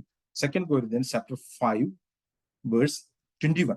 ഇവിടെ സുവിശേഷം പറയുന്നതിനെ പറ്റി തന്നെയാണ് അവിടെയും പറഞ്ഞിരിക്കുന്നത്. ദൈവത്തിന്റെ സ്ഥാനാപതികളായിട്ട് നിന്നുകൊണ്ട് ദൈവത്തോട് നിരന്നുകൊള്ളുവിൻ എന്ന് സുവിശേഷകന്മാർ ദൈവത്തിന് പകരം നിന്നുകൊണ്ട് പറയുകയാണ്. അതാണ് പൗലോസ് എഫേസ്യർക്ക് പറഞ്ഞിരിക്കുന്നത്. ഞാൻ സ്ഥാനാപതിയായി ചങ്ങല സഹിച്ചുകൊണ്ട് സുവിശേഷത്തിന്റെ മർമ്മം പ്രസ്താവിക്കുന്നു. എന്താണ് സുവിശേഷത്തിന്റെ മിസ്റ്ററി? എന്താണ് സുവിശേഷത്തിന്റെ മർമ്മം എന്ന് പറഞ്ഞിരിക്കുകയാണ്. ആകയാൽ ഞങ്ങൾ ക്രിസ്തുവിന് വേണ്ടി സ്ഥാനാപതികളായി ദൈവത്തോട് നിരന്നുകൊള്ളുവിനെന്ന് ക്രിസ്തുവിന് പകരം അപേക്ഷിക്കുന്നു. ദൈവം ഞങ്ങൾ മുഖാന്തരം പ്രബോധിപ്പിക്കുന്നവരാകുന്നു. പാപമറിയാത്തവൻ നാം അവനിൽ ദൈവത്തിന്റെ നീതിയാകേണ്ടതിന് അവൻ നമുക്ക് വേണ്ടി പാപമായി തീർന്നു. He made him who knew no sin to be a sin of our behalf so that we might become righteous of God, we become the righteousness of God in him. നാം അവനിൽ ദൈവത്തിന്റെ നീതിയാകേണ്ടത് ദൈവം അവനെ പാപമാക്കി. ഇതാണ് പൗലോസ് റോമാലേഖനം 3-ാമത്തെ അധ്യായത്തിന്റെ 25 മുതലുള്ള വാക്യം വിശദീകരിക്കുന്നത്. റോമാലേഖനം 3:25 അവിടെ പറഞ്ഞിരിക്കുകയാണ്, അവന്റെ കൃപയാൽ. ഇവിടെയാണ് ക്രിസ്തുവിനെ പറ്റി റോമാലേഖനത്തിൽ പൗലോസ് ആദ്യമായിട്ട് റെഫർ ചെയ്യുന്നത്. ആദ്യത്തെ വാക്യത്തിൽ ഒരു റെഫറൻസ് കൊടുത്തു, പുത്രനെ പറ്റി ഉള്ള സുവിശേഷം എന്ന് പറഞ്ഞു. പിന്നീട് ഇതുവരെ ദൈവം എന്നുള്ള വാക്ക് ആണ് പറഞ്ഞിരുന്നെങ്കിൽ ക്രിസ്തുവിനെ പറ്റി പറഞ്ഞിരിക്കുകയാണ്. അതാണ് ഞാൻ നേരത്തെ പറഞ്ഞതിന്റെ കണക്ഷൻ എന്ന് പറഞ്ഞിരിക്കുന്നത്. അവിടെ പറഞ്ഞിരിക്കുകയാണ്, അവന്റെ കൃപയാൽ എല്ലാവരും പാപം ചെയ്ത് ദൈവദേശത്തില്ലാത്തവരായി തീർന്നു. അവന്റെ കൃപയാൽ ക്രിസ്തുവേശുവിനെ വീണ്ടെടുക്കുവാനും സൗജന്യമായിട്ട് നീതിയിരിക്കും. എങ്ങനെയാണ് നീതിക്കും? വിശ്വസിക്കുന്നവർക്ക് അവൻ തന്റെ രക്തം മൂലം പ്രായശ്ചിത്തമാകുവാൻ ദൈവം അവനെ പരസ്യമായി നിർത്തിയിരിക്കുകയാണ്. ദൈവം യേശു ക്രിസ്തുവിൽ പാപത്തിന് ജഡ്ജ്മെന്റ് നടത്തിയിട്ട് അവനെ പരസ്യമായി എല്ലാവരുടെയും മുമ്പിൽ നിർത്തിയിരിക്കുകയാണ്. എല്ലാവരുടെയും മുമ്പിൽ ആ എക്സ്ചേഞ്ച് ഓഫർ ദൈവം പ്രദർശിപ്പിക്കുകയാണ്. എന്നിട്ട് പറയാണ്, അടുത്ത വാക്യം ശ്രദ്ധിക്കണം, ദൈവം തന്റെ പൊറുമയിൽ, ഫോർബിയറൻസ് എന്ന് പറഞ്ഞാൽ ദൈവം പാപം ശിക്ഷിക്കാതെ വിട്ടുകൊണ്ടേയിരിക്കുകയാണ്. ദൈവം തന്റെ പൊറുമയിൽ മുൻകഴിഞ്ഞ പാപങ്ങളെ ശിക്ഷിക്കാതെ വിടുക നിമിത്തം തന്റെ നീതിയെ പ്രദർശിപ്പിക്കുക. ഞാൻ ശ്രദ്ധിക്കണം, ദൈവം പാപത്തെ ശിക്ഷിക്കാതെ വിടുക നിമിത്തം എങ്ങനെയാണ് തന്റെ നീതിയെ പ്രദർശിപ്പിക്കുന്നത്? ദൈവം പാപത്തെ ശിക്ഷിച്ചുകൊണ്ട് തന്നെ നീതിയെ പ്രദർശിപ്പിക്കാനായിട്ട് കഴിയും. ദാറ്റ് ഈസ് ട്രൂ, അത് അങ്ങനെ തന്നെയാണ്.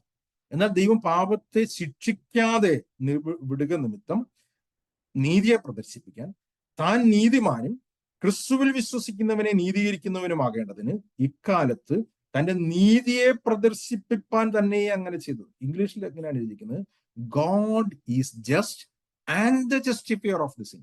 ദൈവം നീതിമാനും നീതീകരിക്കുന്നവനും ഒരേ സമയമാകും. അതെങ്ങനെയാണ് സാധ്യമാകും? ദൈവം നീതിമാനായിരിക്കുമ്പോൾ തന്നെ ദൈവത്തിന് ഒരു മനുഷ്യനെ നീതീകരിക്കാനായിട്ട് കഴിയും. കാരണം ദൈവം എല്ലാ മനുഷ്യരുടെയും പാപത്തിന് യേശുക്രിസ്തുവിന്റെ ക്രൂശിൽ ശിക്ഷ വിധിച്ചുകൊണ്ട് യേശുക്രിസ്തുവിനെ പരസ്യമായി നിർത്തിയിട്ട് ആ എക്സ്ചേഞ്ച് ഓഫർ സ്വീകരിക്കാനായിട്ട് നിങ്ങൾ വിളിക്കുക. God is asking for an exchange offer. അങ്ങനെ God can be just and the justifier at the same time. ഇങ്ങനെയാണ് ദൈവത്തിന്റെ ഈ പ്രശ്നത്തെ സോൾവ് ചെയ്യുന്നത്. ഇതാണ് സുവിശേഷത്തിന്റെ മർമ്മം പൗലോസ് വിശദീകരിക്കുന്നത്. അതുകൊണ്ടാണ് ഞാൻ പറഞ്ഞത്, പലപ്പോഴും നമ്മുടെ സുവിശേഷത്തിന്റെ രീതികൾ മാറിപ്പോയിരിക്കുന്നു. ദൈവിക നീതിയെപ്പറ്റി പ്രസംഗിക്കുന്നില്ല, ദൈവത്തിന്റെ നീതിയെപ്പറ്റി ദൈവത്തിന്റെ നീതിയെപ്പറ്റിയും ദൈവത്തിൽ നിന്നുള്ള നീതിയെപ്പറ്റിയും പ്രസംഗിക്കുന്നു വേണ്ടി വരുന്നു. ദൈവത്തിന്റെ നീതി ആദ്യവും ദൈവത്തിൽ നിന്നുള്ള നീതിയുമാണ് രണ്ടാമതും വരുന്നത്. ഇവിടെ ദൈവത്തിന്റെ നീതി കണ്ട ഒരു മനുഷ്യൻ മാനസാന്തരപ്പെട്ട് ആ എക്സ്ചേഞ്ചിന് വേണ്ടിയിട്ട് ദൈവം തയ്യാറാണ് എന്ന് അറിഞ്ഞിട്ട് അവൻ്റെ അടുത്ത് ഓഫർ ചെയ്യുമ്പോൾ, അത് സ്വീകരിക്കുമ്പോൾ God remain just and the justifier of the sin. ദൈവം നീതിമാനും പാപിയെ നീതീകരിക്കുന്നവരുമായി തീരുന്നു. അങ്ങനെ ദൈവത്തിന്റെ നീതി എക്സാക്ട്ലി യേശു ക്രിസ്തുവിന്റെ നീതി. The righteousness of God is imputed to us. നമ്മൾക്ക് പകരമായിട്ട് ആ നീതിയുടെ വസ്ത്രം ചെയ്യും. നമ്മൾ ആ ഉപമയിലേക്ക് തിരിച്ചു പോയാൽ എന്തുകൊണ്ടാണ് ദൈവം ഇത്ര വലിയൊരു ശിക്ഷ ഈ കല്യാണ വസ്ത്രം ധരിക്കാതെ ഇല്ലെങ്കിൽ കല്യാണ വസ്ത്രം സ്വീകരിക്കാതെ കൊടുത്തത്? കാരണം ദൈവത്തിന് ഇത്ര വിലയേറിയ ഓഫർ, സൗജന്യമായ ഓഫർ നിരസിച്ചതുകൊണ്ട് ആണ് അവൻ ആ ശിക്ഷ വിധിച്ചത്. എന്തുകൊണ്ടാണ് ദൈവത്തിന് എങ്ങനെയാണ് മനുഷ്യനെ ജഡ്ജ് ചെയ്യാനായിട്ട് കഴിയുന്നത്? കാരണം ദൈവം പാപത്തിന് ശിക്ഷ വിധിച്ചിട്ട് എക്സ്ചേഞ്ച് ഓഫർ പരസ്യമായിട്ട് നിർത്തിയിരിക്കുക. ഈ വലിയൊരു ഓഫർ സൗജന്യമായി അത് സ്വീകരിക്കാനായിട്ട് കഴിയുമെങ്കിൽ അതിനെ റിജക്ട് ചെയ്യുന്ന വ്യക്തി, അങ്ങനത്തെ ഒരു വ്യക്തിയായിരുന്നു ഇവിടെ. ഈ വ്യക്തി എന്തുകൊണ്ടായിരിക്കാം ആ എക്സ്ചേഞ്ച് ഓഫർ റിജക്ട് ചെയ്തത്? അവന് തോന്നിക്കാണും അവന്റെ വസ്ത്രം വലിയ മോശമില്ല എന്ന് തോന്നി. ആരാണ് ശരിക്കും ദൈവത്തിന്റെ നീതീകരണത്തിലേക്ക് വരാത്തത്? ഞാനതുകൊണ്ട് പറഞ്ഞിട്ട് ഞാൻ നിർത്താനായിട്ട് ആഗ്രഹിക്കുകയാണ്. രണ്ട് കൂട്ടരാണ് ദൈവത്തിന്റെ നീതി വസ്ത്രത്തെ റിജക്ട് ചെയ്യുന്നത്. ഒന്ന്, അനീതിയിൽ രസിക്കുന്നവർ. അത് കൊലോസ്യ ലേഖനത്തിൽ പൗലോസ് പറയുന്നത്. അനീതിയിൽ രസിക്കുന്നവർ, അവർക്കറിയാം അനീതിയാണെന്നുള്ളത്. അതാണ് ആദ്യം പറഞ്ഞ ആദ്യത്തെ കൂട്ടർ. അവർ അനീതി പ്രവർത്തിക്കും, അതിൽ പ്രസാദിക്കുകയും ചെയ്യും. അനീതിയിൽ രസിക്കുന്ന അവർക്ക് പാപം ജീവിതത്തിൽ മാറേണ്ട ആവശ്യമില്ല. They know there dress is bad. അവർക്ക് പക്ഷെ അതിൽ അവർ രസിക്കുകയും സന്തോഷിക്കുകയും ചെയ്യുന്നവരാണ്. അതുകൊണ്ടാണ് യോഹന്നാന്റെ സുവിശേഷം 3:14 പറഞ്ഞിരിക്കുന്നത്, വെളിച്ചം ലോകത്തിൽ വന്നിട്ട് മനുഷ്യന്റെ പ്രവൃത്തി ദോഷമുള്ളതായുള്ള വെളിച്ചത്തെക്കാൾ ഇരുളിനെ സ്നേഹിക്കുന്നവരാണ്. അവർക്ക് ഈ എക്സ്ചേഞ്ച് ഓഫറിന്റെ ആവശ്യം. പക്ഷെ രണ്ടാമത്തെ ഒരു കൂട്ടരുണ്ട്, അവർ പുറമേ നീതിമാൻ. അവർ ചിന്തിക്കുന്ന അവരുടെ വസ്ത്രം വലിയ കുഴപ്പമില്ല, കാരണം അവർ നല്ല വസ്ത്രമാണ്, അവർ റിലീജിയസ് ആൾക്കാരാണ്, പുറമേ അവർ വിശുദ്ധരാണ്, വിശുദ്ധ ഭാഷ ഉപയോഗിക്കുന്നവരാണ്, വിശുദ്ധമായിട്ടുള്ള നടക്കുന്നവരാണ്. പക്ഷെ അവരുടെ ഉള്ളിലുള്ള പാപത്തെ പുറമേയുള്ള നീതി കൊണ്ട് കവർ ചെയ്യാൻ ശ്രമിക്കുന്നതുകൊണ്ട് ഇവർ ചിന്തിക്കുന്നത് ഇവരുടെ പുറമേയുള്ള റൈച്ചസ്നെസ് കൊണ്ട് അവർക്ക് ദൈവസന്നിധിയിൽ കയറാം. ഞാൻ ചിന്തിക്കുന്നത് ഈ വ്യക്തി അങ്ങനെയുള്ള ഒരു വ്യക്തി ആവാനായിട്ടാണ് സാധ്യത. പുള്ളി ചിന്തിച്ചു കാണും, എന്റെ വസ്ത്രത്തിന് എന്താണ് കുഴപ്പം? എന്റെ വസ്ത്രത്തിന് രാജാവിന്റെ മകന്റെ കല്യാണത്തിന് കയറാൻ മാത്രം എനിക്ക് യോഗ്യത ഒന്നുമില്ല എന്ന് ചിന്തിച്ചാണ്. അങ്ങനെയുള്ള വ്യക്തികളുടെ മുമ്പിലാണ് ദൈവം തന്റെ റൈച്ചസ്നെസ് സ്റ്റാൻഡേർഡ് കാണിക്കുന്നത്. അതുകൊണ്ടാണ് പറഞ്ഞിരിക്കുന്നത് അവന് ഉത്തരം മുട്ടിപ്പോയി എന്ന് പറഞ്ഞിരിക്കുന്നത്. അതുകൊണ്ടാണ് റോമാലേഖനത്തിൽ പറഞ്ഞിരിക്കുന്നത് എല്ലാ വായും അടയുന്നു. ഒരുവൻ ദൈവത്തിന്റെ നീതി എന്താണ് എന്ന് മനസ്സിലാക്കുമ്പോൾ അവൻ മനസ്സിലാകുകയാണ്, ഐ എം എ സിന്നർ.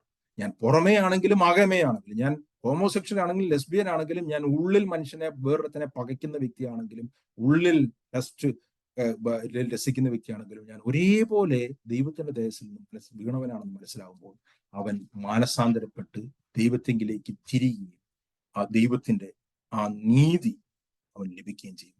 അങ്ങനെ ആണ് ദൈവം ഒരു മനുഷ്യനെ നീതി. ഞാൻ നീതീകരണത്തിന്റെ വിശദീകരണത്തിലേക്ക് പോകുന്നില്ല, അത് പൗലോസ് മുമ്പോട്ട് വിശദീകരിക്കും. പക്ഷെ കോറായിട്ട് എവിടെ? അതുകൊണ്ടാണ് പൗലോസ് വിളിക്കുന്നത്, ആകയാൽ പ്രശംസ എവിടെ? അത് പോയി ഏത് മാർഗത്തിൽ? കർമ്മമാർഗത്തിലോ അല്ല, വിശ്വാസ മാർഗത്തിൽ തന്നെ. ഇങ്ങനെയാണ് ഒരുവൻ നീതീകരിക്കപ്പെടുന്നത്. ഇതിനെയാണ് ബൈബിൾ ജസ്റ്റിഫിക്കേഷൻ ബൈ ഫെയ്ത്ത് എന്ന് പറയുന്നത്. അത് ദൈവത്തിന്റെ നീതി കണ്ടിട്ട്, ദൈവത്തിന്റെ റൈച്ചസ്നെസ് കണ്ടിട്ട് മാനസാന്തരപ്പെട്ട് ഞങ്ങൾ എന്ത് ചെയ്യണമെന്ന് നിലവിളിക്കുന്ന ഒരു വ്യക്തിയുടെ ദൈവം പറയാണ്, there is an offer, free offer, exchange offer. You can receive it freely and you can be justified and you can enter. എല്ലാ സമയത്തും ഒരു വ്യക്തിക്ക് ദൈവസന്നിധിയിൽ ഇങ്ങനെ പ്രവേശിക്കാനായിട്ട് കഴിയും, ദൈവത്തിന്റെ നീതിയുടെ വസ്ത്രം ധരിച്ചു. എന്നാൽ സുവിശേഷം അവിടെ തീരുന്നില്ല. സുവിശേഷം പൗലോസ് മുമ്പോട്ട് കണ്ടിന്യൂ ആണ്. ഇവിടെ ഞാൻ പറഞ്ഞു, ആദ്യം പറഞ്ഞിരിക്കുന്നത് ദൈവത്തിന്റെ നീതി വിശ്വാസം ഹേതുവാലും വിശ്വാസത്തായിക്കൊണ്ടും വെളിപ്പെടുന്നു. അടുത്ത വാക്യം പറയാണ്, പൗലോസ് പറയാണ്, നീതിമാൻ വിശ്വാസത്താൽ ജീവിക്കുമെന്ന് എഴുതിയിരിക്കുന്നു. അന്നേരം ഒരു കാര്യമുണ്ട്, പാപിയായ ഒരുവൻ വിശ്വാസത്താൽ നീതീകരിക്കപ്പെടുക എന്നുള്ള കാര്യം. അതാണ് പൗലോസ് 1, 2, 3 അധ്യായങ്ങൾ പറഞ്ഞിരിക്കുന്നത്. എന്നാൽ നീതീകരിക്കപ്പെട്ട നീതിമാൻ വിശ്വാസത്താൽ ജീവിക്കേണ്ട ഒരു കാര്യം, അതാണ് പൗലോസ് തുറന്നു പറയുന്നത്. പലരും ഈ നീതീകരണത്തിൽ നിൽക്കുകയാണ്, നിന്നിട്ട് അത് ഞാൻ ജസ്റ്റിഫൈഡ് ആണെന്ന് പറയണം, പക്ഷെ നീതി പ്രവർത്തിക്കാനായിട്ട് അവർക്ക് ആഗ്രഹമില്ല. ഇല്ലെങ്കിൽ വിശ്വാസത്താൽ നീതിമാൻ മുമ്പോട്ട് ജീവിക്കുന്ന ഒരു കാര്യം പൗലോസ് മുമ്പോട്ട് പറയുന്നുണ്ട്. ഞാനത് ഇന്ന് അത് പറയാനായിട്ട് എനിക്ക് സമയമില്ല, ടൈം കടന്നു പോയതുകൊണ്ട്. പക്ഷെ ഞാൻ കഴിഞ്ഞ ആഴ്ച തന്നെ പറഞ്ഞിരുന്നു, ദൈവത്തിന്റെ സുവിശേഷത്തിന്റെ മെസ്സേജ് എന്ന് പറയുന്നത് വിശ്വാസത്താൽ ഇവനെ നീതീകരിക്കുക എന്ന് മാത്രമല്ല, ആ നീതിമാനെ വിശ്വാസത്താൽ നടത്തുക എന്നുള്ളത്. നീതിയുടെ ഇൻസ്ട്രുമെന്റ് ആയിട്ട് ഈ ഭൂമിയിൽ ദൈവത്തിന് മുമ്പിൽ നീതീകരിക്കപ്പെട്ടവനായി നിൽക്കുക എന്നുള്ളത് മാത്രമല്ല, ഈ ഭൂമിയിൽ നീതി പ്രവർത്തിക്കുന്നവനായി മുമ്പോട്ട് പോവുകയും ചെയ്യുന്നതാണ്. അത് പൗലോസ് മുമ്പോട്ട് വിശദീകരിക്കുന്നുണ്ട്. ഞാൻ അടുത്ത ദിവസങ്ങളിൽ ആ കാര്യങ്ങൾ വിശദീകരിക്കാം. എന്റെ വാക്കുകൾ നിർത്തട്ടെ. ഞാൻ ഞാൻ പറഞ്ഞില്ല, നിങ്ങളെ എല്ലാവരെയും എനിക്ക് കാണാനായിട്ട് കഴിയാത്തതുകൊണ്ട് ആരൊക്കെയാണ് ജോയിൻ ചെയ്യുന്നത് എനിക്കറിയത്തില്ല. ഞാൻ കഴിഞ്ഞ ആഴ്ച തന്നെ പറഞ്ഞിരുന്നു, ഞാൻ ഈ പറയുന്ന കാര്യങ്ങൾ നിങ്ങൾ അബ്സല്യൂട്ട് ട്രൂത്തുകളായിട്ട് എടുക്കരുത്. എന്നേക്കാൾ ദൈവവചനം അറിയാവുന്ന ആൾക്കാർ ഇവിടെ വന്നിട്ടുണ്ട്. എന്നേക്കാൾ ദൈവവചനം നന്നായിട്ട് പഠിപ്പിക്കുന്ന വ്യക്തികളുണ്ട്. അതുകൊണ്ട് തന്നെ ഞാൻ ഈ പറയുന്ന കാര്യങ്ങൾ 100% ശരിയാണെന്ന് നിങ്ങൾ വിശ്വസിക്കാൻ വേണ്ടിയിട്ട് പറയുന്നതല്ല. നിങ്ങളിത് പരിശോധിക്കുക. സംശയങ്ങളുണ്ടെങ്കിൽ നിങ്ങൾക്ക് അത് ചോദിക്കാം, ക്ലാരിഫൈ ചെയ്യാം. ഞാൻ ഈ ഒരു വിഷയം പലപ്പോഴും പറയേണ്ട ആവശ്യമുണ്ടെന്നുള്ള ഒരു ഭാരം കൊണ്ട് ഞാൻ ഈ റോമാലേഖനം എടുക്കുന്നത് മാത്രമേ ഉള്ളൂ. അവിടെ നിങ്ങളെ സഹായിക്കട്ടെ. എന്തെങ്കിലും ഈ വിഷയമായിട്ട് ബന്ധപ്പെട്ട് സംശയങ്ങളുണ്ടെങ്കിൽ ചോദിച്ചാൽ ഞാനത് ക്ലിയർ ചെയ്യാൻ ശ്രമിക്കാം. Thank you.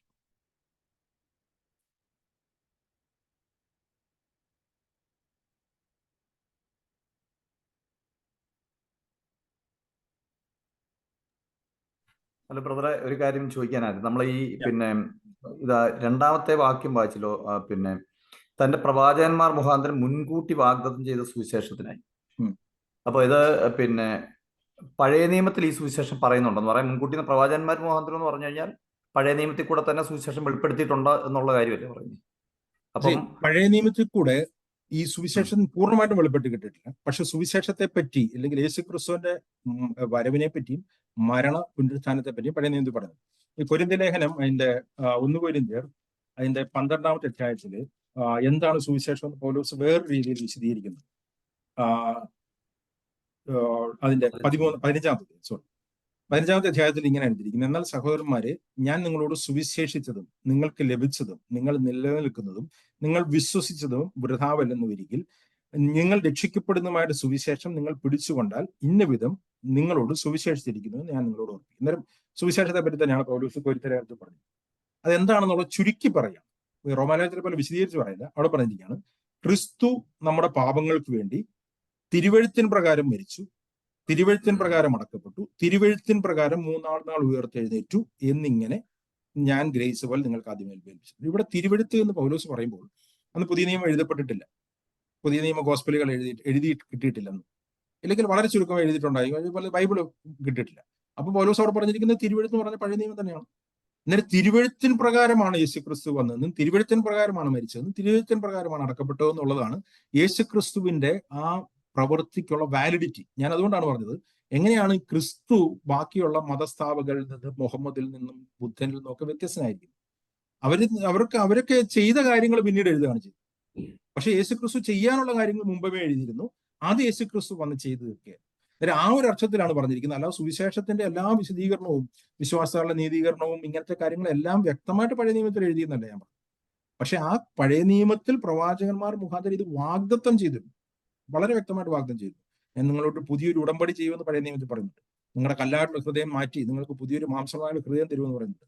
ഈ പ്രവാചകന്മാർ പറഞ്ഞ കാര്യം യേശു ക്രിസ്തു നിവർത്തിക്കുകയും അത് ലേഖനത്തിൽ കൂടി വിശദീകരിക്കുകയാണ് ചെയ്തത്. അതാണ് ഈ സുവിശേഷത്തിന്റെ വാലിഡിറ്റി. അന്നേരം പഴയ നിയമത്തിൽ വിശദീകരിച്ചിട്ട് എഴുതിയിട്ടുണ്ട്, കൃത്യമാണ്. അത് വായിച്ചു കഴിഞ്ഞാൽ ആൾക്കാർക്ക് മനസ്സിലാവണമെന്നില്ല. പക്ഷെ അതിൽ കൂടി വാഗ്ദത്തം ചെയ്തിരുന്നു എന്ന് പൗലോസ് പറയുന്നു. അതുപോലെ തന്നെ ഒരു കാര്യം കൂടെ, നമ്മൾ ഈ 18ഉം 19ഉം വാക്യങ്ങളിൽ വായിച്ച കാര്യങ്ങളുണ്ട്. അനീതി കൊണ്ട് സത്യത്തെ തടുക്കുന്ന മനുഷ്യരുടെ സകല.